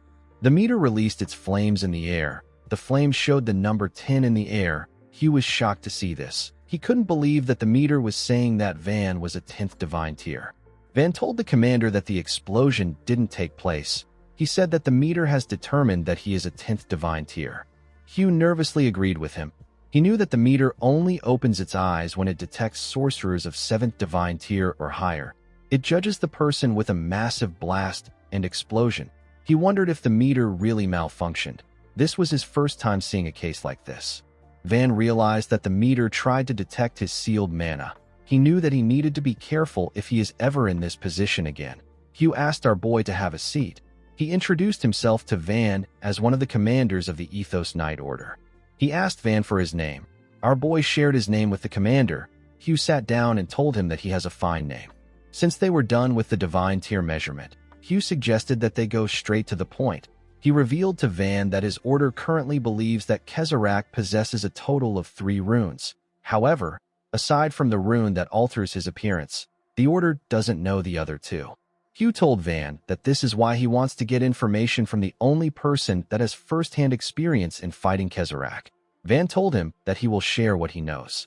Upon hearing about Van's fight with Kezarach, the commander deduced that Kezarach's stone statue rune might be a summoning-type runecraft or an imbuement type that is tied to stone. He told Van that he will remember this when they make a plan. He thanked him for his information. He told our boy that he will now share what they know about Kezarach and tease with him. He asked him about how much he knows about Kezarach and his mercenary group. Our boy told Hugh that he doesn't really know anything about Kezarach. He said that the only thing he knows about Tease is that there are a pretty strong mercenary group that rose to prominence 5 years ago. The commander decided to start by talking about Kezarach. According to him, Kezarach was adopted as the heir of a noble family when he was young. The noble who adopted him was a sponsor of the Ethos Order. No one knew who Kezarach's real parents were or where he was born. There was nothing on him. One day, the noble who adopted Kezarach was brutally murdered by him. Kezarach immediately fled the scene of the crime after killing the man. After this, the Ethos Order searched for Kezarach for years, but they were unable to find anything on him. It was as if he never existed in the first place. Around 5 years ago, just as the Order was about to give up, information about Kezarach suddenly started flooding in. Van asked Hugh if this was around the time that Tease started rising. The commander told him that he is correct. He said that there is something else. He revealed to Van that someone is hiding Kezarach and helping Tease grow. Our boy was shocked to hear this. The commander opened a map and said that the Order has narrowed down the force helping Kezarach to a certain extent. This force is Argo. It is the kingdom where Tease's main base is located. The mercenary group has mercenaries around the 13th Divine Tier and 12th Divine Tier executives. There are 4 11th Divine Tier division heads, and then there is Kezarach, the leader who is at the 9th Divine Tier. Hugh explained to Van that Kezarach and Tease are probably Argo's hunting dogs who clean up the kingdom's dirty mess. The reason why Kezarach's information suddenly started leaking out was probably because Argo wanted to carve Tease's name into the continent's consciousness. Since the Ethos Order didn't attack Tease despite knowing their base, Van asked Hugh if it is because the base is in Argo. The commander told him that he is correct. He explained to Van that it will be suicide for them to fight Tease and Argo if the kingdom is really the one behind them. Argo is on a completely different level from ordinary weak kingdoms. It is not an opponent that a mere religious order can declare war on. Van realized that Argo must have sorcerers who are at least at the 9th Divine Tier or higher. Hugh slammed his hand on the table and said that they are not completely out of options. He revealed to Van that Kezarach will leave the main base and head to the Awana Kingdom with a small group in exactly 15 days. The commander said that their order will set up an ambush along the route that Kezarach will be taking in advance. They will then launch a surprise attack. Van asked him if his information is reliable. Hugh told him that he can't reveal his source, but the information is reliable. Van stood up and told Hugh that he understands. He said that they can go over the details when they plan for the operation. He told the commander that he will join them and discuss everything at that time. After saying this, he walked towards the exit. Hugh asked Van if he would be prying by asking him about why he is so determined to kill Kezarach. Before leaving the tent, Van told the man that he would be prying. After saying this, he stepped out. Hugh decided not to push our boy. Immediately, he stepped out of the tent. A female knight greeted him. She shook his hand and introduced herself as Naomi. She asked our boy for his name. Van shared his name with her, with a smile on her face. The woman welcomed him and told him that she hopes they catch Kezarach together. Naomi is the commander's aide. Van told the woman that it is no problem. The moment he said this, someone screamed and asked Naomi about what she is doing. The person turned out to be Pollen. Naomi asked him about why he is yelling. The knight turned to our boy and asked him if his name is Van. With a look of anger on his face, he told Van that their commander took pity on him and brought him there. He said that they still haven't confirmed whether he is a sorcerer who will actually be of any help. He asked Van to follow him to the arena. Our boy told Pollen that he doesn't feel like proving anything to him. Pollen was annoyed to hear this. The commander stepped out and laughed. He said that Pollen seems to have a lot of complaints. Pollen said that the entire order actually has complaints. He explained to Hugh that they haven't verified whether Van is a sorcerer that they can trust. Hugh knew that the group was going to be walking the line between life and death with Van. He believed that they couldn't allow any conflict and resentment within the group. He asked Van about what he thinks. He asked him if things won't be easier for everyone if the men sorted out the pecking order once and for all. Van decided to accept the duel. He walked forward with Pollen. Naomi said that she doesn't understand why Pollen is so worked up. The commander smiled and said that this just means that Pollen cares very much about the knights. Naomi asked her commander about Van's divine tier. Hugh laughed and revealed to her that our boy is at the 10th divine tier. Naomi also laughed when she heard this. She quickly became shocked. She couldn't believe that Van was a 10th divine tier. At the arena, we see several knights gather around the stage. Van and Pollen were on the stage. Pollen explained to our boy that every knight gathered there will judge whether he is a sorcerer that is truly worthy of fighting alongside them through this duel. He told Van that the order doesn't need weak sorcerers. He drew his sword and told our boy that they will throw him out on the spot if he shows them something pathetic. He asked Van to show them everything he has. Van asked the knight if he can add one condition to the duel. Pollen did not expect to hear this. Before he could say anything, the referee asked them to begin. The moment he heard this, Van charged at Pollen at a crazy speed. He swung his leg at the man's head. Pollen was able to block the attack with his sword, but he got pressed down. The impact of the attack shattered the stage. Van jumped back to create some distance between himself and Pollen. He charged at him again. He appeared in front of Pollen and gave him several kicks in his stomach. The knight screamed out in pain. He wasn't even able to react to the attack. Van gave him a bone-crushing kick in the head. He told Pollen that he wants him to shut up and live quietly if he wins the duel.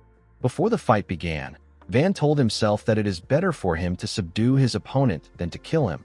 He noticed that the small amount of mana that he is allowed to use is slowly increasing. He believed that this was a perfect time for him to test a new armament. He hoped that Pollen wouldn't die.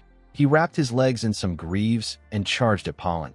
He gave the knight a powerful kick in the head.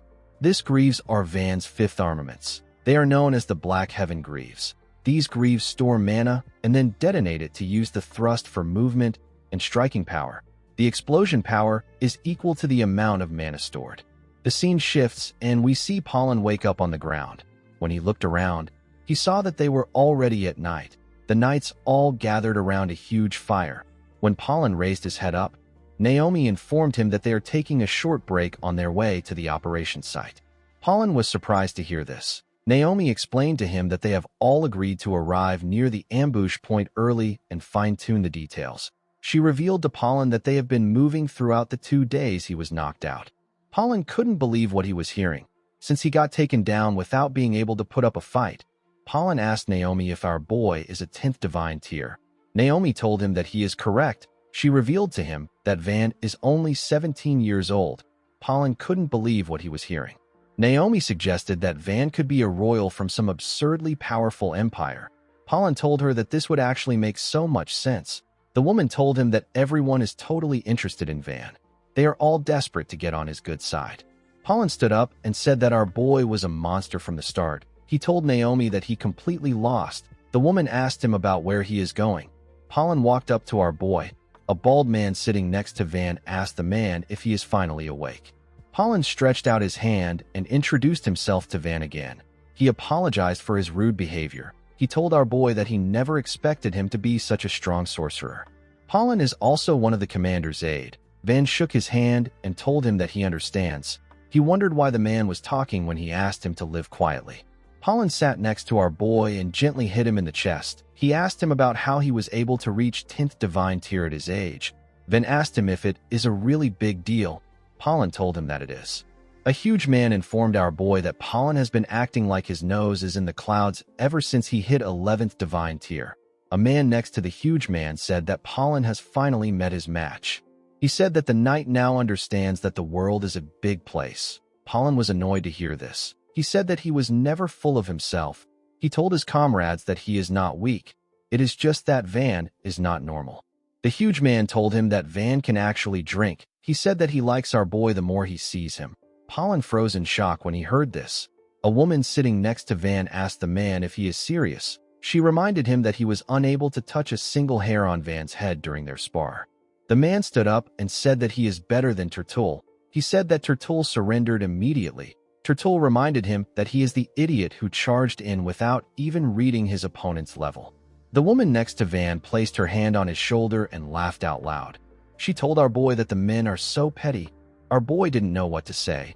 The woman explained to him that the reason everyone was wary of him at first was because he is so young.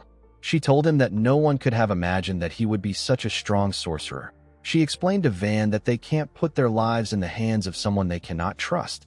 She said that even though her comrades look like fools, they are fathers, mothers, children, grandkids, and people with families. They have something to protect and a home to go back to. Van assured the woman that he is fine. He told her that she doesn't have to worry about him. The woman laughed and told him that he is a really good kid. She told him that she will introduce him to her daughter once the mission is over. She assured him that he will like her. One of the men turned to a woman known as Selena and asked her about what she said that she wanted to do after this expedition. Selena revealed to him that she is going on a trip to Cam Beach with her parents. Another knight said that he needs to take his kids to see the sea. A man with beard said that his family hates the sea. The bald man said that he has to entertain his daughter all day. He said that he is already scared. A man next to him said that he is going with Elena to look at engagement rings.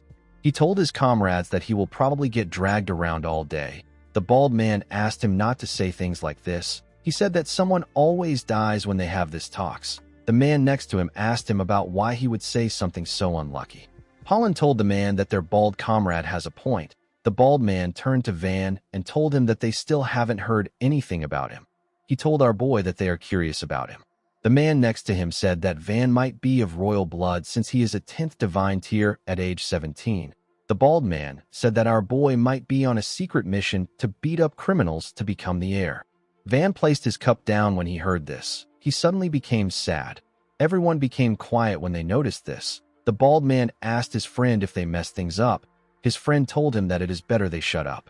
The woman next to Van stood up and raised her cup up. She asked her comrades not to get carried away. She told them that they need to just drink. A man next to her raised his cup and said that she is right. He told his comrades that they just need to eat and sleep. Van stood up and walked forward. He said that he wants to get some air. The bald man turned to Ofen and asked her if Van isn't her sibling. He asked her if she isn't going to go after him. Ofen told him that they are not related. She said that she will just get in the way if she follows our boy. The bald man's friend told him that it is better they just shut up. The bald man nervously agreed with him. The woman asked the both of them not to say a word. The scene shifts and we see Van sitting at the edge of a cliff. He was holding a stick. He used the stick to draw Linda in the sand. He looked at the drawing with eyes filled with sadness. While he was looking at the drawing, he heard someone approaching him. He quickly turned around. The person turned out to be Hugh. The commander asked him to calm down. He explained to Van that he came to check on him because he heard that his squad might have gone too far. He asked our boy if he is all right. Van told him that he is fine. He asked him not to worry about him.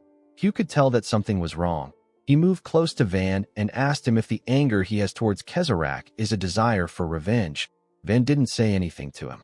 Hugh went down and grabbed our boy's hand. Van was shocked to see this. He quickly moved his hand away. He asked the commander about what he is doing. Hugh explained to him that hatred is a massive fire that spreads within the heart. He told him that this fire might feel like it is making him stronger, but once the flame burns out, all that is left is a heart reduced to ashes. Van didn't respond to the man. He simply stared at him. Hugh pat him on his back and told him that he hopes he doesn't end up burning his own heart to nothing. He turned around and slowly walked away. He asked Van to pull himself together. He told him that they have to move early again tomorrow. He advised him to get back into his tent and rest. After the man left, Van raised his head up to see the moon. He focused his attention on the moon. At the camp, the bald man whose name is Turtul slowly moved away from the group. His friend called out to him and asked him if he is heading to bed. Turtul told his friend that he is simply going to the bathroom. As he walked forward, Turtul called his friend an idiot and said that his mouth is always the problem. He told himself that he needs to apologize to Van when he gets back. The moment he said this, he saw something in front of him. He bent down to get a better look at a stone statue. He wondered why something like this was here. Immediately he thought of this. The stone statue extended its body at a crazy speed and crushed the man's head. It was a swift death. Someone walked forward and said that it is natural for something like this to happen when they are drinking right before an important mission. The person said that the foolish knights of the Ethos Order will learn a lesson with their lives. He said that they will understand how cruel the price of carelessness can be. The person who said this was Kezarak. The leader of the mercenary group brought all his subordinates to ambush the knights of the Ethos Order. The scene shifts, and we are taken to the headquarters of the T's mercenary group. We see an amputated man on the ground. The man seemed to have been tortured. Kezarak told him that he has become an unbeautiful mess. He asked him not to worry. He told him that even his screams will sound beautiful once he is placed inside a statue. The man asked Kezarak to tell him how he figured things out. Kezarak's subordinate placed the man inside a mechanical bull. Kezarak asked the man if they have already figured out who is backing T's. He told him that he underestimated the intelligence network of their backers. Kezarak sat down and picked up a glass cup. As someone filled his glass, he told the man that he is genuinely grateful to him for making sure that the Ethos Order received a false tip about him heading to the Awana Kingdom in 15 days with a small group. The man was shocked to hear this. He asked Kezarak if it was all a trap. Kezarak told the man that he has done his job. He asked him to rest. Immediately he said this. His subordinate closed the mechanical bull. A fire got lit inside the bull. The spy was shocked to see this. He screamed and begged Kezarak to save him. Unfortunately, no one listened to his plea. As his body got incinerated, Kezarak said that his screams are quite beautiful.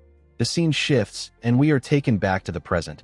We see an injured Turtle walking towards the group. The man asked his comrades to save him. His friend was shocked to see what happened to him. He and a woman ran to Turtle. He asked Turtle to tell him what happened. He said that they need to stop his bleeding. Turtle told them that they need to be careful. The woman asked him about what he means. The moment she asked her question, Kezarak removed his shape-shifting rune and slowly revealed his face. He told the woman that she needs to be careful of him. Turtle's friend was shocked to see this. A loud explosion instantly took place in the area. The other members of the Ethos Order were shocked to hear the sound. Kezarak walked out of the shadows with his body covered in blood. He was holding the head of Turtle's friend. His comrades were behind him. He ordered them to kill everyone. He said that he wants them to take out everyone. The members of T's quickly charged at the knights. The knights were shocked to see that they were being ambushed. They quickly put themselves together and charged at the mercenaries. The knights fought with all their strength, but the mercenaries were overpowering them with their runes. The knights were getting pushed back. The commander ran out in his armor when he heard the commotion. He asked his knights about what is happening. Pollen informed him that they are being ambushed by T's. He told him that they need to retreat. Hugh didn't understand what was happening. He wondered about how the mercenaries knew about their position. He quickly realized that he had entered a trap. Pollen didn't understand why his commander wasn't giving them any orders. He told him that they don't have time to waste. Hugh told the man that it is already too late for them. He explained to Pollen that the spy they planted in T's must have gotten exposed. He said that the information about Kezarak heading to the Awana Kingdom was a trap to lure them in. He told his aide that T's must have already surrounded the entire area if they were the ones who set the trap. While screaming at the top of his voice, Hugh told his subordinates that they won't be saved by blindly running away. He said that they can't let this situation turn into a total annihilation no matter what happens. He ordered Naomi and Pollen to retreat to the south and report the situation to the Order. Pollen asked him about what is going to happen to him and the rest of the squad. The commander said that they will be moving north to buy them as much time as they can. He asked his subordinates to break through the encirclement and go straight to the Order once they get the chance. Pollen told his commander that this is too reckless. He told Hugh that they will all be dead before reinforcement arrives. Hugh called out to Pollen and released his energy. He told the man that he is counting on him. Pollen was shocked to hear this. He understood what his commander was trying to say. He clenched his fist out of anger and turned around. He ran into the forest with Naomi. Hugh turned to one of his men and apologized to him. He explained to him that he will need to stay behind because he is not the fastest person. The man with a scar on his head asked his commander not to say this. He asked Hugh to tell him who will stay with him if it isn't him. This man is another one of Hugh's aide. His name is Alberto. Hugh told his subordinate that he is always reliable. He drew his sword and cleared his throat. While screaming at the top of his voice, Hugh ordered his knights to get into a scythe-slash formation. The knights instantly composed themselves and got into the formation. They all pointed their blades at their enemies. Their bodies seemed to be covered with Hugh's mana. The commander told the knights that they have one goal. He said that they need to break through the enemy's center and get out of this encirclement. He told his men that death is not an option. He told them that they are all going to go back home alive. The knights became fired up when they heard this. They charged at their enemies with their commander. The scene shifts, and we see Pollen and Naomi running in the forest. Before they could get far, two people landed in front of them and destroyed the ground. Pollen quickly stopped Naomi from moving forward. One of the mercenaries said that Kezarak was right about some knights running in the opposite direction. The man with a weird hair and mustache called Pollen and Naomi sneaky brats. His comrade, who looks like a monster, asked them if they're trying to run away after getting everyone worked up. The man with the weird mustache is a division head in the mercenary group. His name is Mach. The other man is also a division head. His name is Parkle. Naomi recognized the two division heads. She asked Pollen about what they are going to do. Pollen told her that they have no choice but to fight. Parkle asked them about what they are whispering about. The moment he said this, his hand transformed into hundreds of hands and grew bigger. He used his huge hand to hit Pollen. Pollen coughed out loud. The attack sent him flying. Naomi was shocked to see this. She called out to her comrade. Mach instantly appeared behind her with two bodies. He asked her if she is ignoring him. The woman quickly turned around. Mach and his clone took out their weapons and swung it at the woman. Naomi instantly drew her sword and used it to block the attacks. Unfortunately, she got pushed back and she lost her balance. Mach told her that she is pathetic. He thrust his weapon at her and asked her to die. Before his weapon could touch her, it got stopped by someone. Naomi was shocked to see who it was. The person turned out to be Van. Our boy dragged the sickles close to him. The original Mach was able to pull his sickle out and escape from Van's grip. Van instantly covered his leg with the Black Heaven Greaves and gave the clone a kick in the head. He beheaded the clone with a single kick. Naomi and Mach were shocked to see this. With a scary look in his eyes, Van asked the woman to explain what is going on. Mach quickly took out a strand of hair from his mustache and blew on it. This strand instantly turned into a clone. The clone was holding a sickle. Mach possesses the clone rune. It grants him the ability to pluck out a body hair and infuse it with mana to summon a clone of himself. Mach and his clone charged at Van. Mach called our boy a filthy rat bastard. Van grabbed Naomi's sword and asked her if she can borrow him the sword. He raised the sword and pushed it into the sickles. This allowed him to stop Mach and his clone and hold them down. Van jumped up and swung his Black Heaven Greaves at Mach with a large amount of energy. He crushed the clone's body in an instant. Mach was able to move away before our boy could crush his body. He couldn't believe that his clone went down so easily. Parkle laughed out loud and said that it has been forever since he has seen a body this tempting. His body slowly mutated into hundreds of hands, eyes, and mouths. Parkle possesses the fusion rune. The rune grants him the ability to fuse stolen body parts with his own body. It is only limited to living creatures. Parkle's fist became huge. He thrust it at Van. Our boy quickly jumped back to dodge the attack. Parkle instantly closed the distance between them. He swung his fists at Van and tried to crush him. Van was able to dodge the attack, but he lost his balance. Parkle quickly used this opportunity to launch a barrage of blows at him. Unfortunately for him, his attacks were quickly stopped. Van caught his hands and stopped him from moving. He jumped and gave Parkle a powerful kick in his stomach with his greaves. He moved back and charged at Parkle again.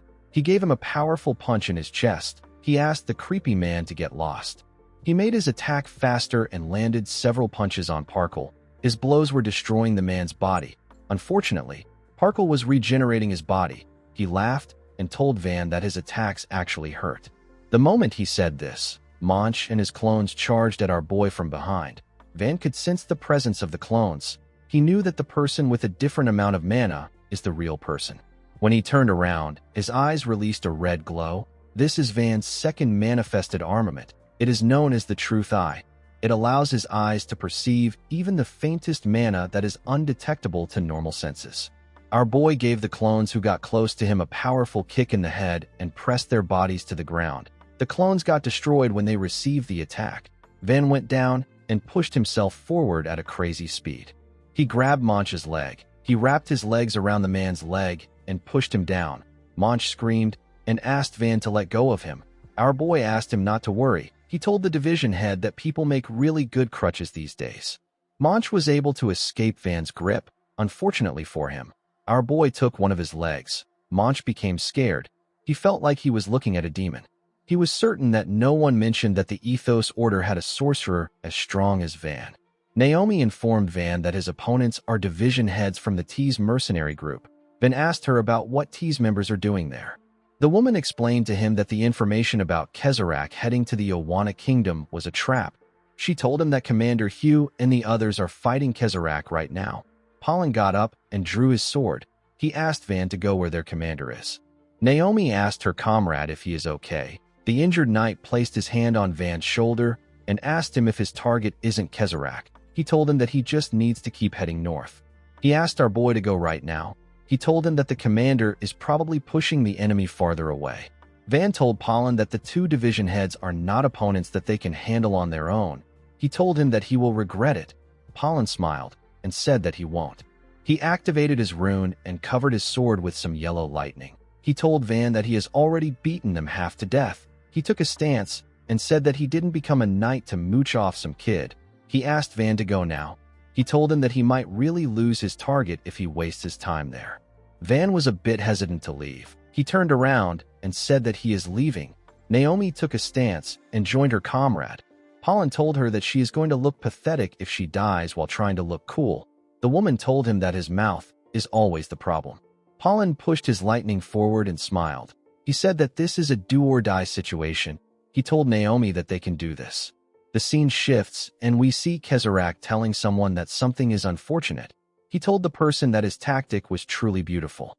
The knights used a strategy that looked like they were splitting into 3 different columns to break through their enemy. However, the central column led by Hugh pierced straight through the middle in an instant while the right and left columns protect them. This should have allowed the knights to disrupt the enemy's formation and escape the encirclement. Kezarak told the commander that it was a tactic that fit his rune perfectly. He looked at the bodies of the dead knights and told Hugh that executing a strategy like this with his weak knights is like putting pearls on a pig's neck. He explained to the commander that none of his knights were sorcerers capable of receiving his rune properly. He said that it is truly unfortunate. He looked at the injured commander and told him that he should have stayed glued to Leon Sapphire's side. He said that this is such an unbeautiful ending. Hugh had lost one of his arms. Alberto and a woman next to him tried to push themselves up to help their commander. Before they could do anything, someone cut off their heads. Hugh screamed when he saw this. Kezarak turned around and asked his subordinate to send Hugh off beautifully. He said that the commander was a fine knight. The blue man with 2 horns told his lord that he understands. Hugh watched the man raise his sword. He looked the man in his eyes. He didn't flinch even when he saw the man's sword coming close to his neck. Hugh closed his eyes. He looked as if he regretted something. Before the man's sword could touch the commander, a huge monster-like vehicle hit him and sent him flying. The commander was shocked to see this. Kezarak was also shocked to see this. When the monster landed on the ground, we see Van on it. The monster looked like a bike created by our boy. Van referred to Kezarak as his self-proclaimed life mentor and told him that he didn't expect to see him so soon. The vehicle laughed out loud when it heard what Van said. The scene shifts, and we are taken to the past. We see Van place his hand on the ground. Although it was faint, he could feel mana coming from the north. He could feel Kezarak's mana. He realized that Kezarak was way too far for him to catch up. He knew that he had one thing that would help him catch up in one shot. He just didn't like the thing because it was loud. He activated his rune and opened a portal. Something slowly came out of the ground. The creature laughed and said that it has been ages since it smelled the crisp air. It fully came out of the portal and greeted its master. It asked Van if he cut his hair again. This thing is the 6th manifested armament. It is known as the Black Spirit Carriage. It is a monster that lives by consuming living creatures as fuel. Its top speed is close to the speed of sound. Van got on the Black Spirit Carriage and asked it to shut up and move. The scene shifts, and we are taken back to the present. Kezarak wondered why Van was there. He remembered what happened a few days ago at his headquarters. His subordinate told him that he looked into Van just as he ordered. He said that Van is truly the person who killed the executives, but there is nothing on him. His birth, his past, and his identity is completely unknown. Kezrak was annoyed to hear that they didn't have any information on Van at all. He believed that this was impossible. He asked his subordinate to tell him what the Argo Kingdom said. The man told him that even the Argo Kingdom said that it is unlikely that Van is of noble or royal blood. Kezrak said that this makes things even worse. He couldn't believe that Van was at the 10th divine tier at his age, even though he is not a noble or a royal. With a look of anger on his face, Kezrak said that they need to nip Van in the bud now before he becomes a major obstacle for them. The scene shifts, and we are taken back to the present. Kezrak told himself that this situation is perfect. He wanted to get rid of all his annoying problems at once. He turned to a blue man whose name is Surfer and asked him to deal with Van. Immediately he said this, he felt some pain in his chest. Surfer asked him if he is all right. Kezrak coughed out some blood. He quickly realized that he was experiencing some side effects. He didn't think that the side effects would come at this time. He told Surfer that he will need to buy him some time. The man asked his boss to leave it to him. Surfer Ortega is one of the executives of Tease. The blonde man next to him told him that he will support Kezrak. This man's name is Azurni Ro. He is also an executive of Tease. Van asked the commander if he is all right. Hugh told Van that he can't handle these opponents on his own. He asked him to run. Van noticed that the commander's arm was severed and he was bleeding badly. He could tell that Hugh was physically exhausted and he had burned through a lot of mana.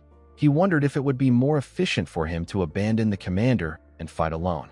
He asked Hugh to tell him what his rune is. Before Hugh could say anything, Surfer swung his sword with a large amount of force. He destroyed the ground with his attack and filled the air with a large amount of dust. He asked Van if he has the time to stand around chatting. Van jumped out of the dust with Hugh on his black spirit carriage. Hugh asked Van to at least run away. The black spirit carriage asked Hugh to let go of his hand before saying something like that. Surfer gathered his energy around his huge sword and asked Van to tell him where he is going. He fired his attack at Van. Surfer possesses the wind rune. It allows him to freely manipulate natural wind or generate artificial wind using mana. His wind took the shape of blades as they got closer to Van. Our boy stopped running and turned the black spirit carriage around. As the wind blades got closer to him, they destroyed the ground. A huge monster suddenly came out of the ground.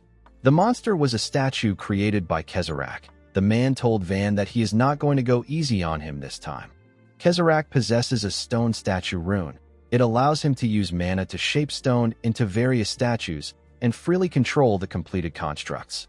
Van turned his black spirit carriage around and moved forward. He was trying to escape the wind blades and the monster. The black spirit carriage told him that his skills are still as good as ever. Van asked it to shut up. He noticed that Surfer was also chasing after him. The black spirit carriage called out to him and informed him that there is something up front. Van saw a huge hand coming out of the ground. He was able to use the black spirit carriage to dodge the hand before it hit them. He realized that he can't keep the black spirit carriage going for long with his current mana reserves. He wondered if he should abandon the monster and take out another armament. The moment he thought of this, the commander placed his hand on his shoulder. Our boy felt a sudden boost in his mana. He was surprised to see that his mana was recovering. Hugh told Van that he can tell that he has no intention of running. He told him that he will give him what he can. As a light shined in the middle of his forehead, the commander reminded Van that he asked him about what his rune is. He said that this is his rune. Hugh's rune is known as the commander's rune. The rune only works on beings that the caster is in contact with. It grants him the ability to either infuse mana or siphon it away. The stolen mana can also be converted into the caster's own. Hugh told Van that this is all the mana that he can give him. Our boy assured him that this is fine. He said that the mana is more than enough. He hit a brake and made the black spirit carriage slower. This allowed the stone monster and Surfer to catch up to them. Van let go of his black spirit carriage and allowed it to move forward. He jumped off the monster and asked it to devour the blue bastard. The black spirit carriage told its master that it won't hold back. The moment it said this, Van thrust his fist at the stone monster and destroyed it with a single blow. The black spirit carriage is a monster that lives by using living creatures as fuel. Among all living prey, its favorite are intelligent beings. The monster enlarged its head and opened its mouth. It swallowed Surfer in one go. The man's sword fell out of his hand. Immediately he landed on the ground. Van charged at Kezrak. He clenched his fist and promised to not let Kezrak get away this time. Before our boy could reach him, Kezrak gently smiled. Van found this odd. Kezrak told him that he is seriously underestimating Surfer. The moment he said this, Surfer appeared next to our boy with 2 swords in his hands. A territorial conflict once took place between the Balcony Kingdom and the Dakhart tribe. The war is known as the Dakhart Mountain Range War. The Dakhart tribe originally didn't want to start a war with the kingdom that encroached on their land. They tried to resolve the dispute peacefully, but the Balcony Kingdom chose to use violence against them. The war broke out due to the Balcony Kingdom's one-sided invasion. It lasted for as long as 10 years. The Dakhart tribe witnessed the death of their parents, siblings, comrades, and even their lovers. On a battlefield where only death is permitted, the deafening roar of countless clashing blades was brought to a halt by a single mercenary group. Tease was the group that brought the war to an end. After ending the war, Kezrak turned to a man and told him that the Balcony Kingdom has fallen. He told the man that his tribe is now completely free. The man he was talking to was Surfer. Kezrak asked Surfer if he will join him. He told him that he needs someone like him who has a beautiful talent. Surfer was surprised to hear Kezrak's offer. He made a decision to devote his life to the man standing in front of him. He looked at the battlefield that was filled with bodies and Kezrak statues. He saw Kezrak as his savior. The scene shifts, and we are taken back some minutes earlier. We see the Black Spirit carriage saying that it has been long since it last had a proper meal. It said that everything is different about this meal. Immediately it said this, Surfer opened his eyes. He spun his body at a crazy speed and tore the mouth of the monster open. The Black Spirit carriage spat out some blood as Surfer jumped out of its body. It didn't understand how Surfer was able to survive. The man landed on the ground and said that he hasn't repaid his debt to Kezrak. He raised his sword and split it in 2. He charged at Van and asked him if he thinks that he will die in a place like this. Before Surfer's blade could touch him, our boy moved back. Surfer landed in front of Kezrak and gathered his wind around his blade. He fired his wind at Van. Our boy punched his wind blades away and told him that he has no interest in him. He charged at Surfer and gave him a heavy kick in his chest. He asked the man to get lost. The attack sent Surfer flying. The man quickly regained his balance. He realized that Van is not someone he can take lightly. He decided to go all out. He released a large amount of energy. His body grew bigger and his horns grew longer. His sword also grew longer. Van didn't like this. He wanted to conserve his mana as much as possible. With a scary look on his face, Surfer told our boy that he and Kezrak are bound by blood. He said that they share a fate that is forged in blood. He told him that he has to get past him first if he wants to reach Kezrak. Van was annoyed to hear this. He remembered his family, his friends, and his fiancée. With a look of pure madness on his face, Van asked Surfer if he knows the person who owns the blood that he keeps speaking of. Surfer ignored him and spun his blades at a crazy speed. He threw them at our boy. The blades moved past him and destroyed the ground. Surfer put his hands together and placed them on the ground. The moment he did this, several tornadoes erupted from the ground. Surfer grabbed his blades and told our boy that there is nowhere left for him to run. He charged at him with his spinning blades. He pushed our boy back with his spinning blades. Van could barely dodge his attacks. As he pushed Van back, Surfer said that Kezrak will bring this age of chaos to an end. He said that Kezrak is a great man destined to usher in peace. He asked Van if he really believes that a nobody like him could ever harm Kezrak. As he spoke, a large amount of wind gathered around his body. His body began to spin at a crazy speed. He destroyed everything around him. This technique is known as the heavenly dance of the wind rune. Surfer told Van that he will be torn to pieces and scattered in the wind. Our boy instantly understood that he couldn't conserve his mana against an opponent like Surfer. He clenched his fist and gathered his mana in his hand. Because of his seal, he could only use a small amount of mana, so summoning a complete armament was impossible for him. However, now that the commander was supporting him and his mana was fully replenished, Van was able to summon his armament in its complete form. He took a stance and summoned the body liberation of the Annihilation Fist. His mana covered his arm. With a horrifying look on his face, Van told Surfer that they are bastards who treat human lives like that of insects. He gathered his strength in his legs and charged at Surfer. He was prepared to tear the man apart. As Van got closer to him, Surfer saw something horrifying. With eyes filled with madness, Van told the sorcerer that his words are truly disgusting. He gave Surfer a bone-shattering punch. The attack caused a huge explosion in the area. Upon seeing this, Kezarach ordered Azurni to inject artificial mana into him.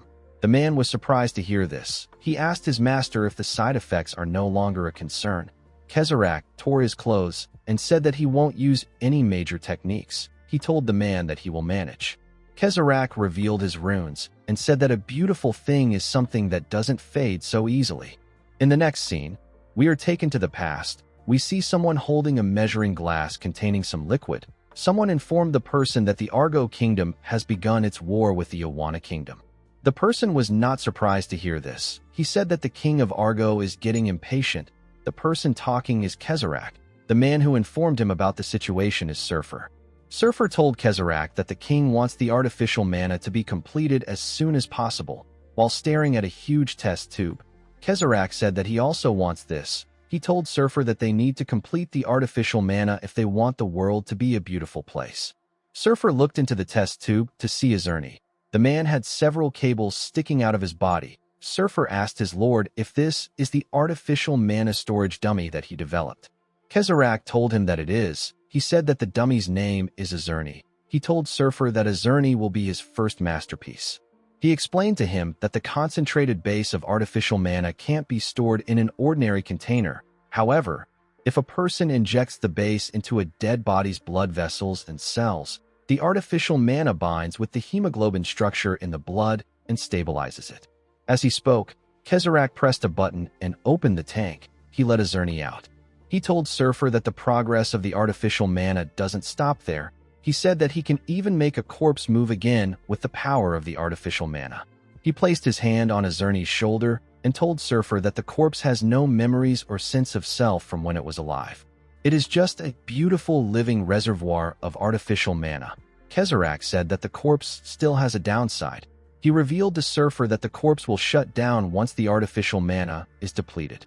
He told him that they need a body that can fully contain artificial mana even while it is alive, a body that is strong enough to endure it.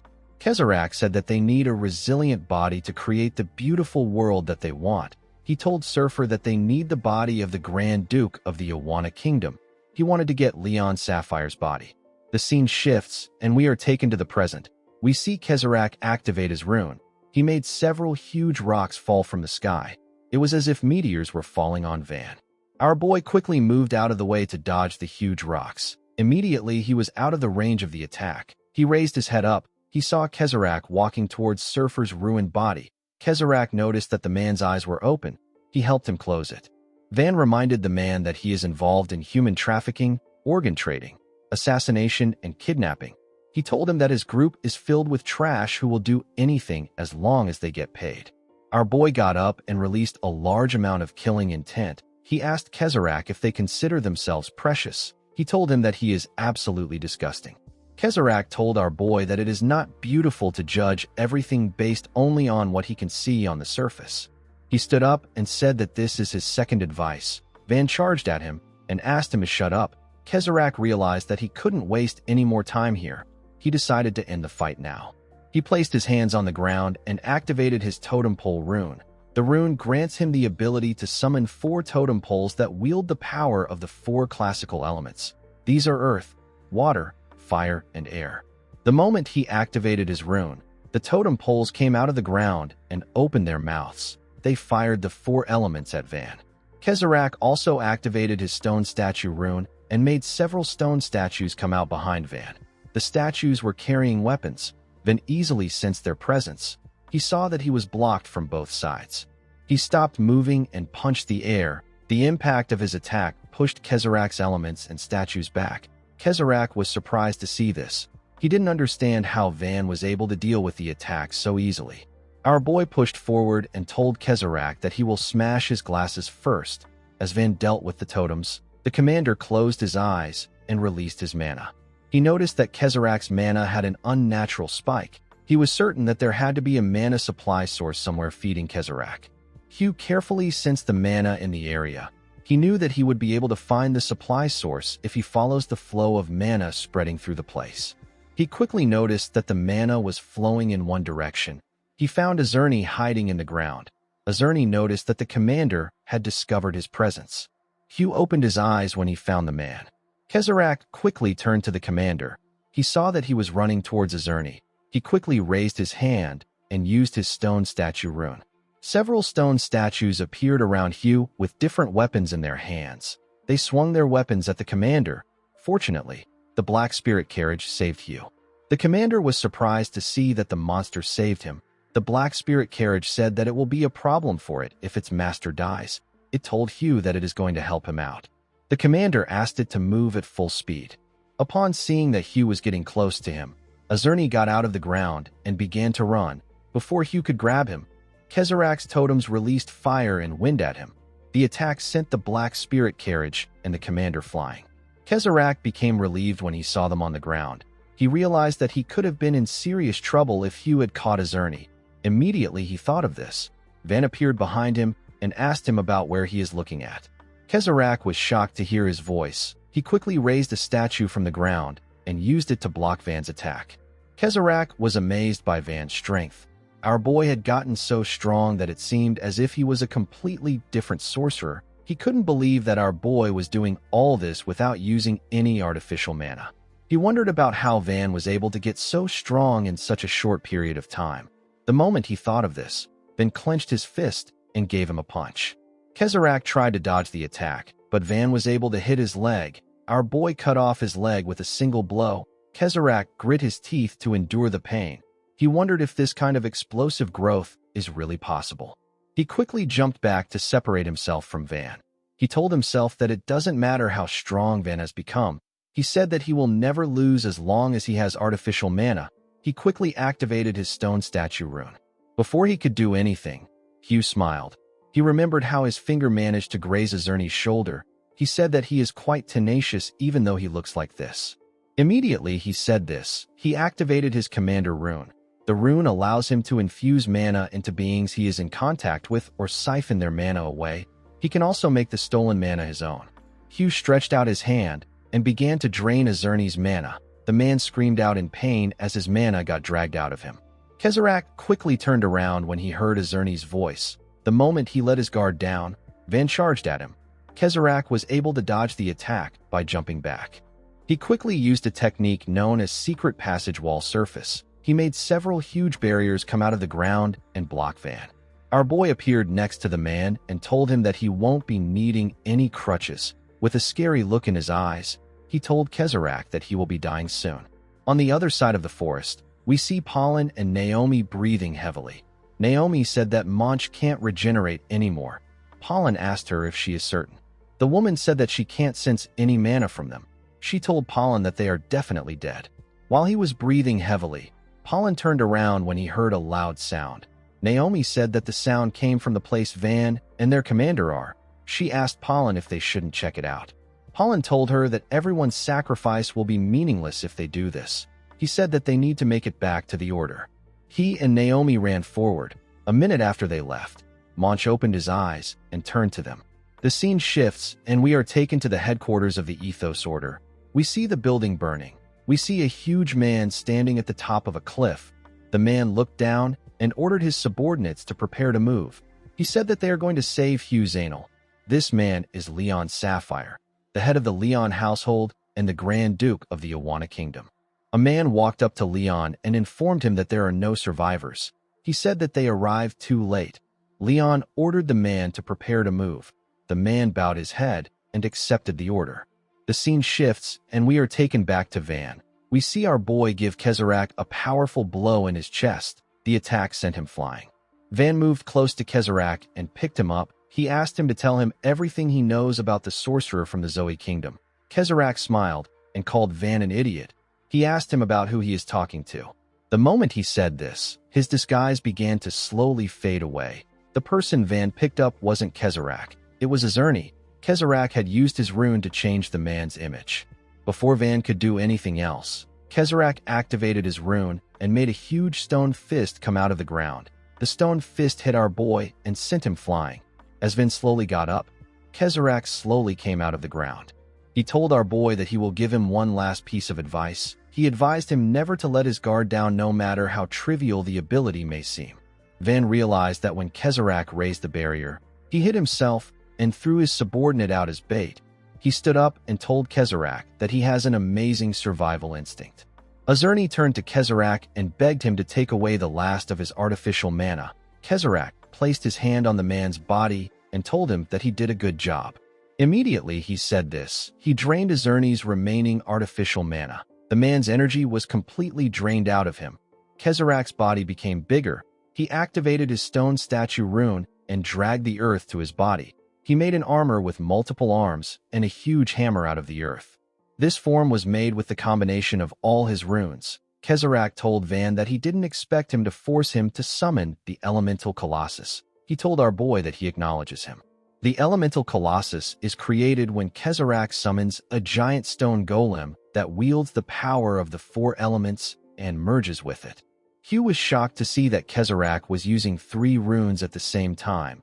He knew that the mana needed for this is insane. With Kezrak's artificial mana, his power easily surpasses 9th divine tier. Kezrak hit his hammer on the ground and released a large amount of fire on Van. Van had to jump back to dodge the fire. He quickly charged at Kezrak again. He thrust his fist at the man when he got close to him. Kezrak swung his huge fist at Van and blocked his attack with ice. He raised his hand up and created several boulders in the air. He made the boulders rain on Van. Our boy had to quickly move back to dodge the boulders. Kezrak appeared behind our boy and used his fire hammer to hit him. The attack sent him flying. The moment he did this, he began to cough heavily. When he looked at his hand, he saw that it was filled with his blood. He realized that the side effects were starting again. He knew that he had to end the fight quickly. He told Van that it pains him to crush a talent as beautiful as his own. He said that it can't be helped. Van pushed himself out of the ground and told the man that he is funny. He asked him if he believes that he is winning. Kezrak asked Van to drop the bravado. He told him that he already knows that his mana has completely run dry. The moment he said this, a formation appeared beneath him. When the formation got activated, a portal was created. Kezrak was shocked to see a formation beneath him. He wondered about when Van managed to set this up. With a scary look in his eyes, Van asked Kezrak if he thinks he was just running around without any plan. While fiercely moving to avoid Surfer and Kezrak's pincer attacks, Van stained the tail of the black spirit carriage with blood. He was preparing to summon something. The countless corpses scattered across the battlefield and the blood soaking deep into the earth were more than enough to serve as sacrifices.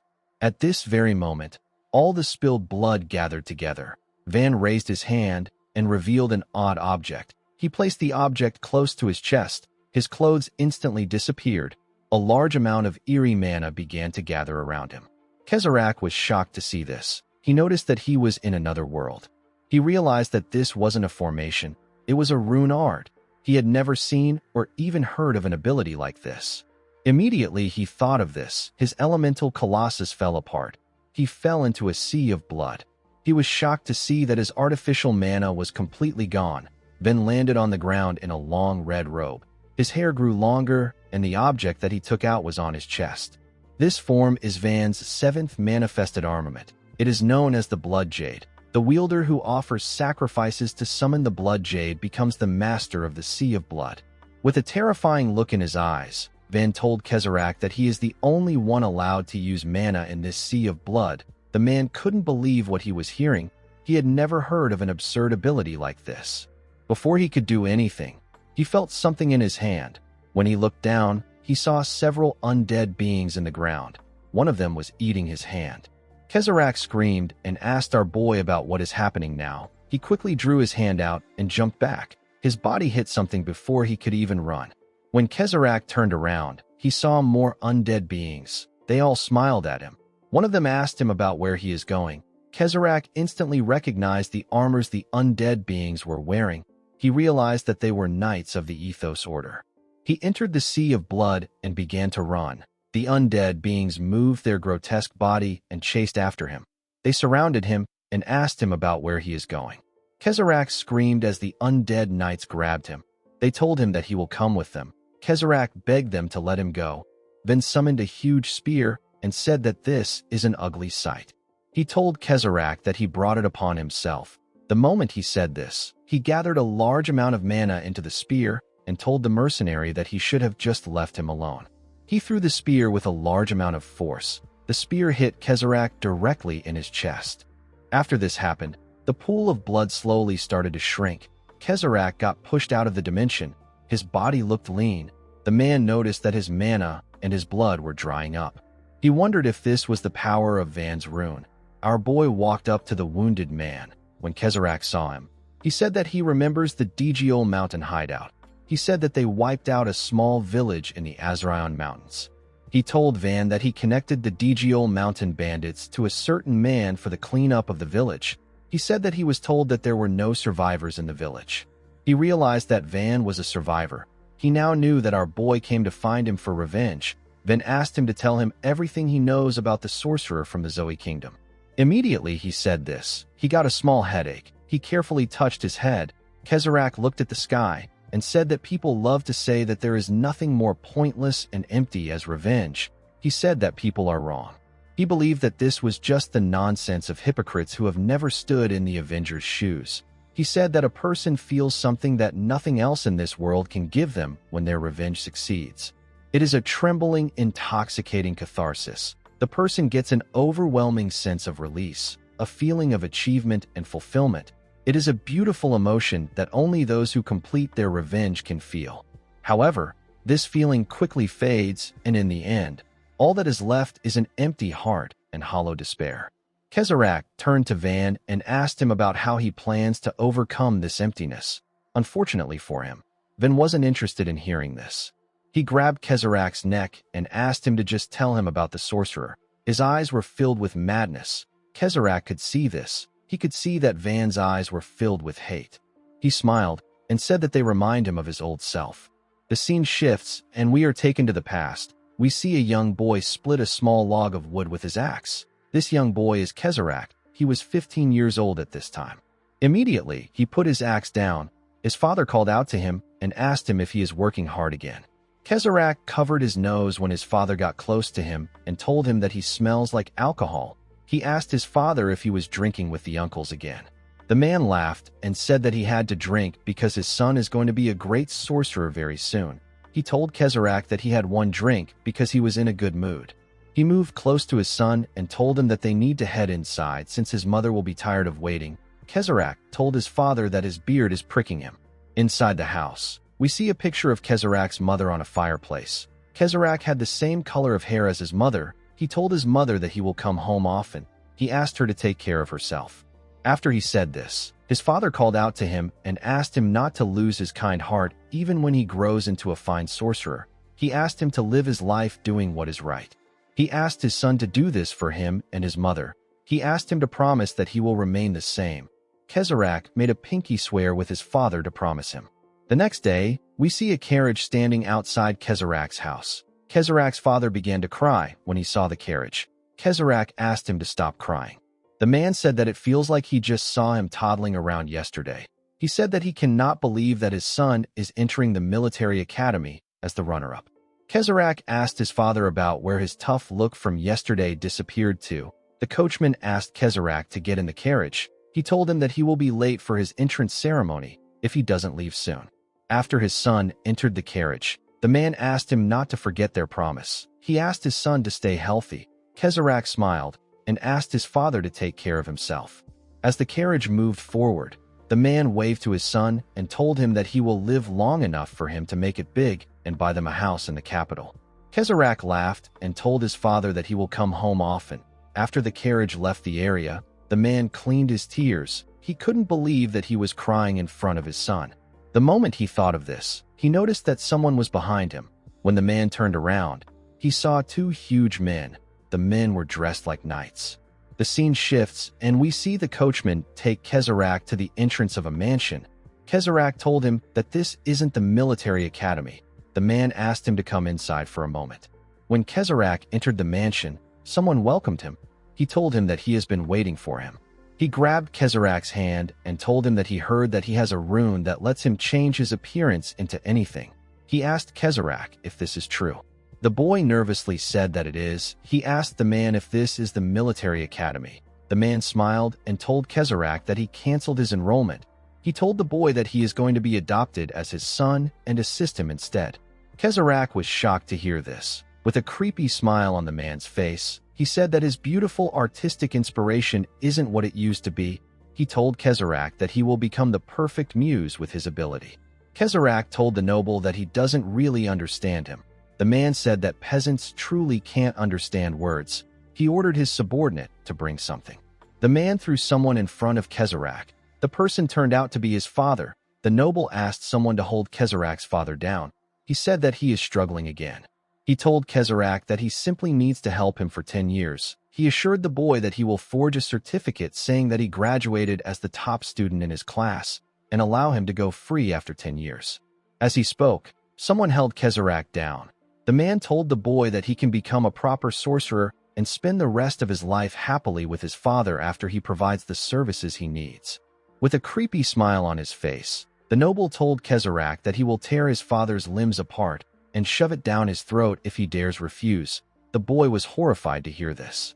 He asked Kezrak to decide quickly. Kezrak's father asked him to run. The boy asked the noble if he will only help him for 10 years. The noble smiled and said that he is the archbishop of the Ethos Order. He said that a promise like this is easy for him to keep.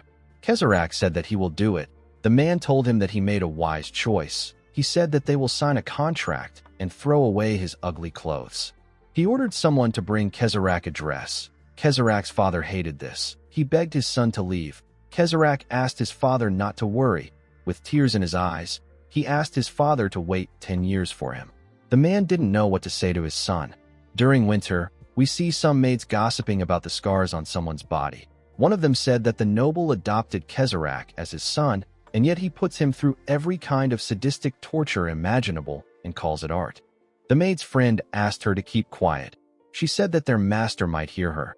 As they spoke, we see Kezrak looking at his reflection in the mirror. His body was covered in scars and his hands and legs were held together with shackles. Kezrak didn't have any clothes on. He only wore an underwear and a mask. At this point, he was 25 years old. Kezrak went to the noble's door and knocked on it. When he went inside, the man asked him about who let him in. He asked Kezrak to get out. Kezrak informed the man that today marks the 10 years that they agreed upon. The man ignored Kezrak and turned to his guest. He apologized to him and said that one of his slaves is causing trouble. His guest told him that it is fine. He asked him not to mind him. He smiled and asked the noble to continue his little talk. The guest turned out to be the man who imprisoned Van in the pocket dimension. The scene shifts, and we are taken back to the present. We see Kezrak tell Van that this was his first meeting with the sorcerer from the Zoe Kingdom. He revealed to Van that the man's name is Akratos. Our boy was shocked to hear the name of the sorcerer. The scene shifts, and we are taken to the past. We see Kezrak remembering that the archbishop harassed him again.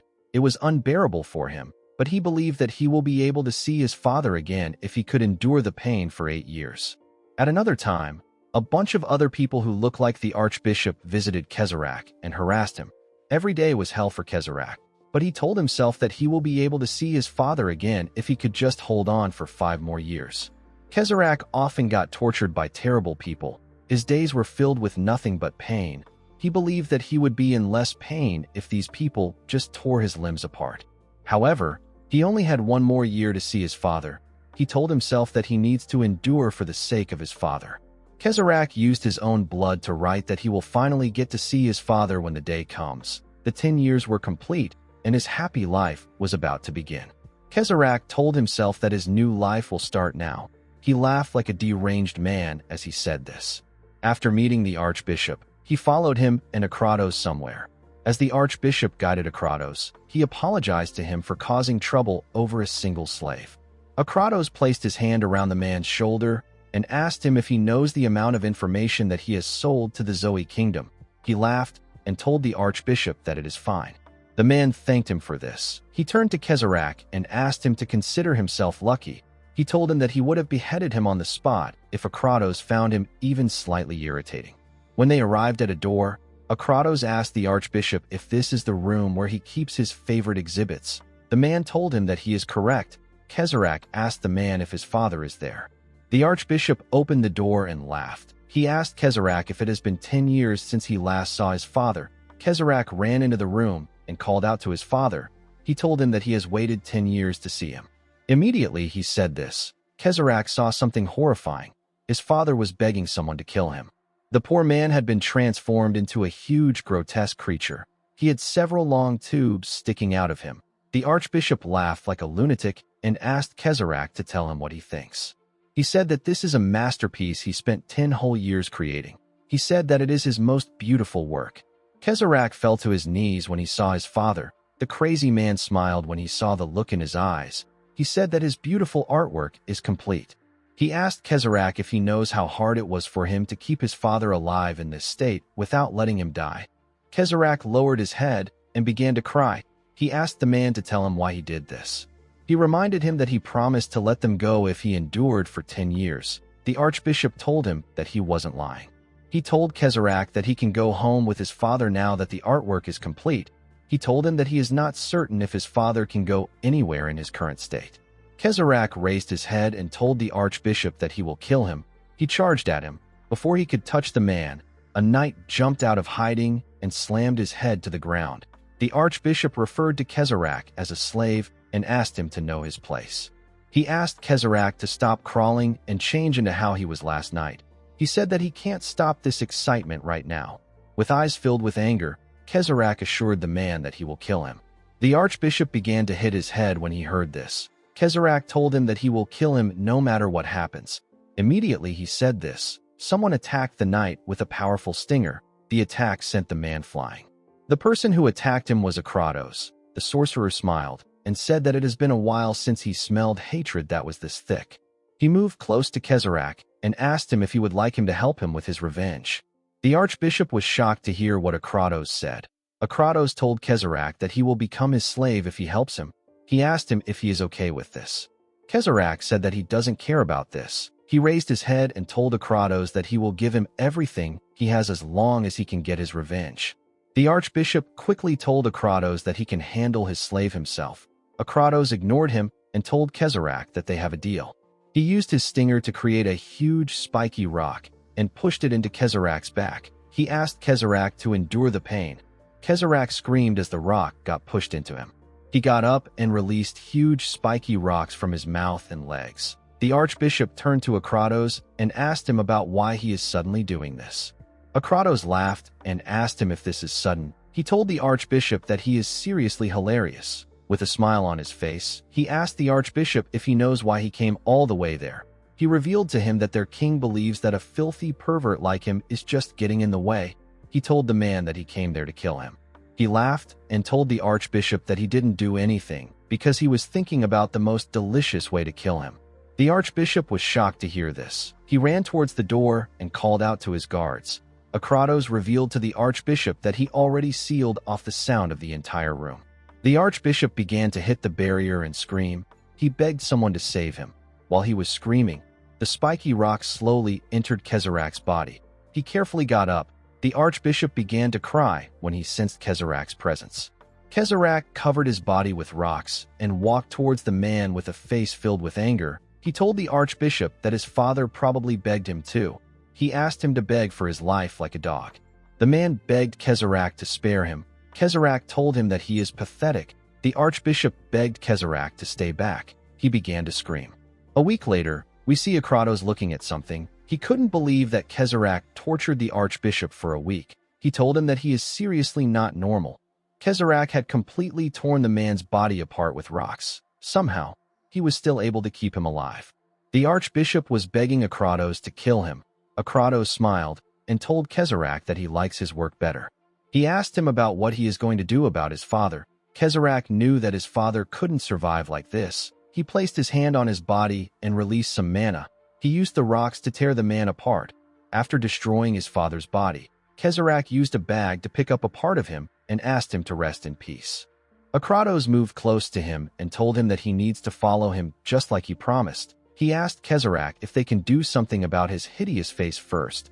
Kezarach realized that his original face would have been damaged beyond recognition after 10 years of torture.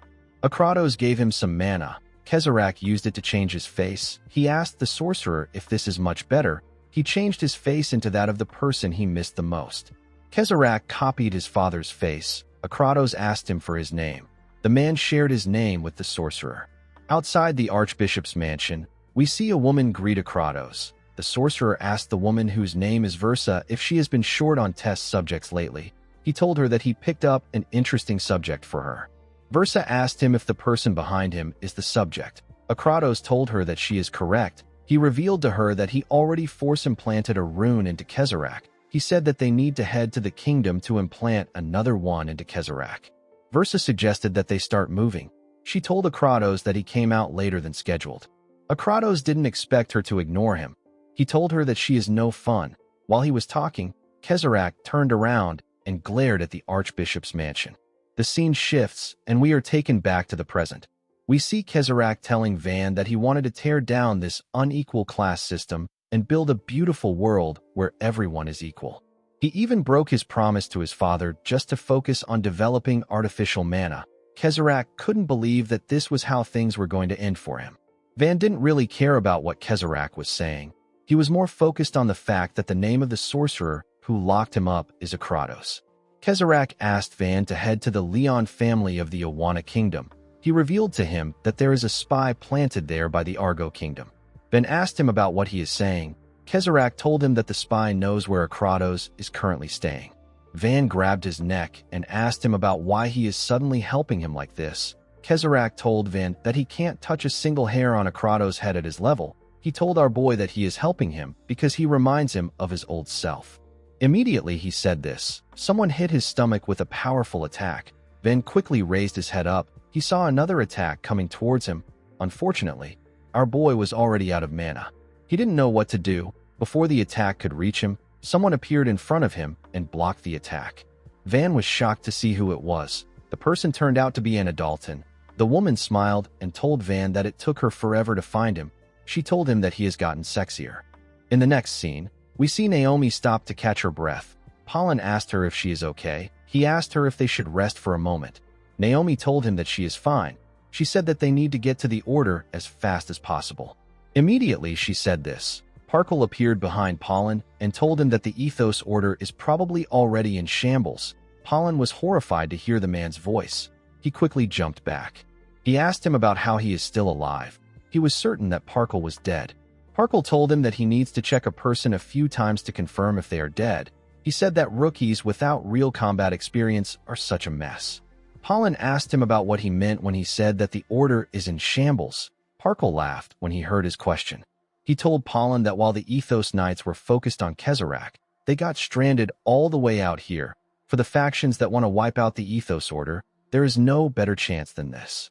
Pollen froze in shock when he heard this. He couldn't believe that his commander was right. He didn't think that this was really a trap to lure the Knights out. He now understood that the goal of their enemies was the annihilation of the Ethos Order. He believed that he should have regrouped with his commander instead of running back to the Order. He quickly told Naomi that he will stall Parkle. He asked her to get to their commander. Immediately, he gave this order.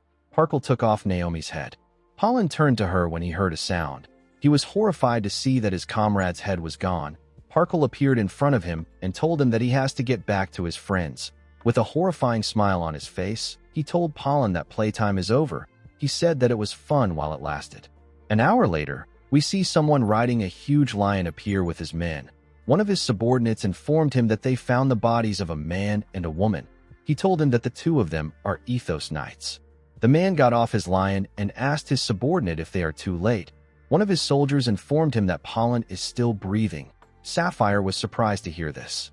He asked the medics to treat the man. He told his subordinates that they need to sweep the area faster. The scene shifts, and we are taken back to Van. We see Anna smiling at him. The person who attacked our boy said that a pesky nuisance has showed up. The man with a crow's mask and an unusual arm said that the T's mercenary group is over since Kezarach has been taken out. The man told himself that half the objective is complete. The moment he said this, Parkle appeared behind him and called out to him. He asked him if Kezarach has been eliminated. The man whose name is Raven told Parkle that he is late. He asked him if he was able to take care of the fleeing knights. Parkle told him that he was. Raven stood up and said that the T's mercenary group is now gone. He told him that they are returning to the Argo Kingdom. Parkle looked down and saw Hugh. He told his comrade that Hugh is still alive. Raven told him that it is too late to take care of Hugh. He revealed to him that Sapphire's mana signature is getting closer. He said that they need to get out of there. With a sad look on his face, Parkle said that Olga is going to nag him to death. Raven asked him to stop whining and start moving. Anna was able to sense that the men were quietly retreating. Ben asked her about why she is there. Anna poked his cheek and told him that she went to the tavern where he said that they would meet, and he was nowhere to be seen. She asked him if he knows how long she searched for him. She asked him if he knows the travel expenses she used to get all the way there. Van remembered that he actually sent a letter to her with a messenger bird. He apologized and revealed to her that he ran into Kezarak at the tavern and completely forgot about her. Anna told him that an apology isn't enough. She revealed to him that she spent days looking for him. She told him that he has gotten arrogant just because she compliments him for being handsome. Van threw a bag of money at her and told her that he will double the agreed fee. Anna caught the bag and told him that he is the best. The moment she did this, she carefully looked at him. She knew Van wasn't normal when they first met, but now his mana was on a completely different scale. She wondered if it was possible for a person to grow this explosively in such a short period of time. She quickly realized that this wasn't growth. She could tell that Van was using the power that he was suppressing. While she was thinking, Van looked at her leg and asked her if Ofen is still alive. Anna asked Van if he knows her. She told him that she picked up Ofen after she collapsed nearby. Van said that her survival instincts are really insane. The moment he said this, he walked up to him and asked him if he is safe. Van asked him if he is alright. He looked down to see Kezarak's body. He couldn't believe that Van took him down all by himself. Our boy told him that he was only able to do this thanks to his help. Hugh asked him about the kind of monster he was riding. Van revealed to him that it was a rune-summoned creature. He told him that it disappeared when his mana ran dry. Hugh turned to Anna and asked her for her identity. With a bright smile on her face, Anna introduced herself as an information broker from the Nordya Kingdom. She asked him to come to her if he ever needs intel. Hugh asked her if she can let go of his hand. Anna laughed and told him that his hand is really thick. While they were talking, Van turned to the side. With a scary tone in his voice, he asked someone for his identity. The man told him that he is the one who should be asking this question. Sapphire released his mana and introduced himself as the only Grand Duke of the Awana Kingdom. He asked him if he is an enemy or ally. The Grand Duke's energy was incredible. Van and Anna felt like a powerful beast was standing in front of them. Hugh asked the Grand Duke to tell him how he got there. Van asked Hugh if the man is one of his people. Hugh revealed to him that the man in front of him is from the one and only Grand Duke house of the Awana Kingdom. He said that Sapphire is the head of the Leon household. Van was surprised to hear this. He recalled that Kezarak mentioned House Leon. Sapphire grabbed Hugh's hand and asked him if he is alright. The commander said that he is fine, but his knights got wiped out. He told the man that he is the only one who survived. Sapphire told him that his survival is a blessing. Hugh revealed to him that he is only alive thanks to Van. He told him that our boy took out Kezarak and 2T's executives. Sapphire was shocked to hear this. He couldn't believe that someone as young as Van managed to do this. He told Van that he is his benefactor if he managed to save Hugh's life. He placed his hand on his shoulder and asked him to come to his house and rest since he doesn't look too well. Van told him that he would be honored to visit his house. Sapphire informed his soldiers that they will be returning to the estate immediately. He asked them to treat Van and his comrades with the utmost respect because they are his guests.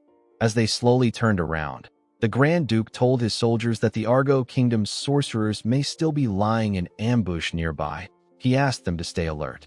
While he was talking, Kezarak's body slowly turned into dust. The wind blew away his body. The scene shifts, and we are taken to the palace of the King of Argo. We see Raven and Parkle enter the palace. Parkle asked the skeleton about where Olga is. The skeleton informed him that she arrived earlier and went to the audience chamber. Parkle and Raven went into the audience chamber and bowed their heads to the king. Raven apologized to the king for the delay. He revealed to him that they carried out his command and wiped out the T's mercenary group. The king tapped his finger on his throne and stood up. His body was covered in snakes. There were a bunch of snakes at his feet. Even his hair was filled with snakes.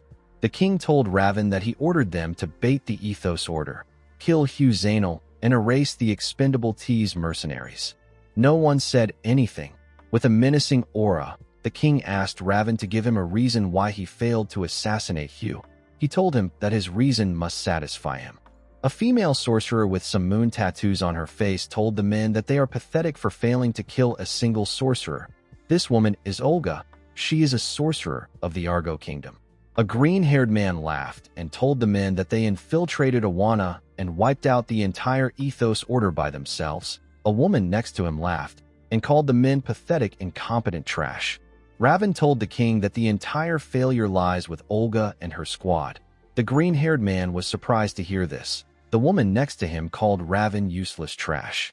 Raven revealed to them that they did not inform them that the Ethos Order had another sorcerer that was even more troublesome than Hugh. The man was talking about Van. He remembered how Van fought Kezarak and his subordinates. He told his king that Van held off Kezarak and teased by himself. He said that our boy was the one that threw the entire plan off course. He revealed to Olga's squad that the Grand Duke whom they were supposed to be keeping in check arrived at the battlefield.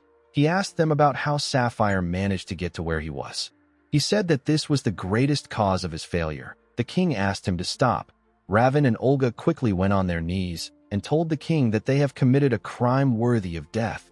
The king sat on his throne and told his subordinates that they need a body strong enough to endure the side effects of artificial mana if they want to make it perfect.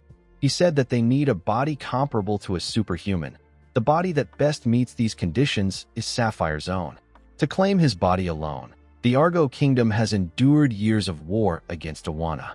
The Awana royal faction, which was their greatest obstacle, has already been eliminated. Once the Ethos Order has been destroyed, there will be no one left in the kingdom that is capable of protecting Sapphire. A man got up and asked the king if one surviving sorcerer can make much of a difference. Olga was shocked to hear his voice. The king released a large amount of snakes with his hair and used them to grab the man. The idiot screamed out when this happened. The king said that Hugh's personal combat ability is no threat at all, but the power of his rune can push his allied forces beyond their limits. With a scary look on his face, the king said that if Sapphire, who is already difficult to face, exceeds his limits through Hugh's rune, their casualties will be far greater than expected. The king asked the man if he understands. The man quickly begged him to spare him. Unfortunately for him, the king used his snakes to crush him. He turned to Raven and told him that he would crush him where he stands if he follows his heart. He told him that he will overlook his mistake because he cannot afford to lose a capable sorcerer. Raven thanked the king for his boundless mercy. The king got up and said that his plan has changed. He said that he cannot delay his plan any longer. He ordered his subordinates to inform the troops. He said that they are going to put an end to this long war. He announced that everything is for the Vairava order. The scene shifts, and we are taken to the Leon family estate that is located at the capital of the Awana Kingdom. A full day has passed since everyone arrived at the estate. Hugh was finally able to meet Pollen, who had regained consciousness. The two surviving members of the Ethos Order sat in a long and heavy silence. Eventually, the grief they had been holding back burst out violently. The despair and rage they felt got sharpened into blades. The blades were stabbing their own lives every minute. Van could hear the two men crying. He knew how they felt because this was exactly what happened to him. While he was listening to them, Sapphire walked up to him and asked him if he is feeling better. Van told him that he was able to fully recover thanks to the healers. Sapphire was amazed by our boy's terrifying recovery speed and mana. He wondered if Van was truly the same age as his daughter. He asked our boy if he can follow him for a moment. Van told him that he is fine with this. As they walked together, Sapphire revealed to him that he and Hugh spoke about him yesterday. He said that Hugh happened to overhear his conversation with Kezarak. He asked Van if Akratos of the Zoe Kingdom is the sorcerer he is searching for. He asked him if his goal is to kill Akratos. He turned to Van and told him that he is simply a stranger who knows nothing about his life, but he is able to guess the kind of person he is just by the air around him.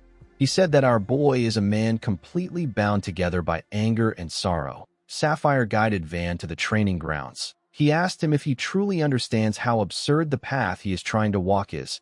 Our boy said that it doesn't matter to him. There are 6 great powers that rule the Aten continent.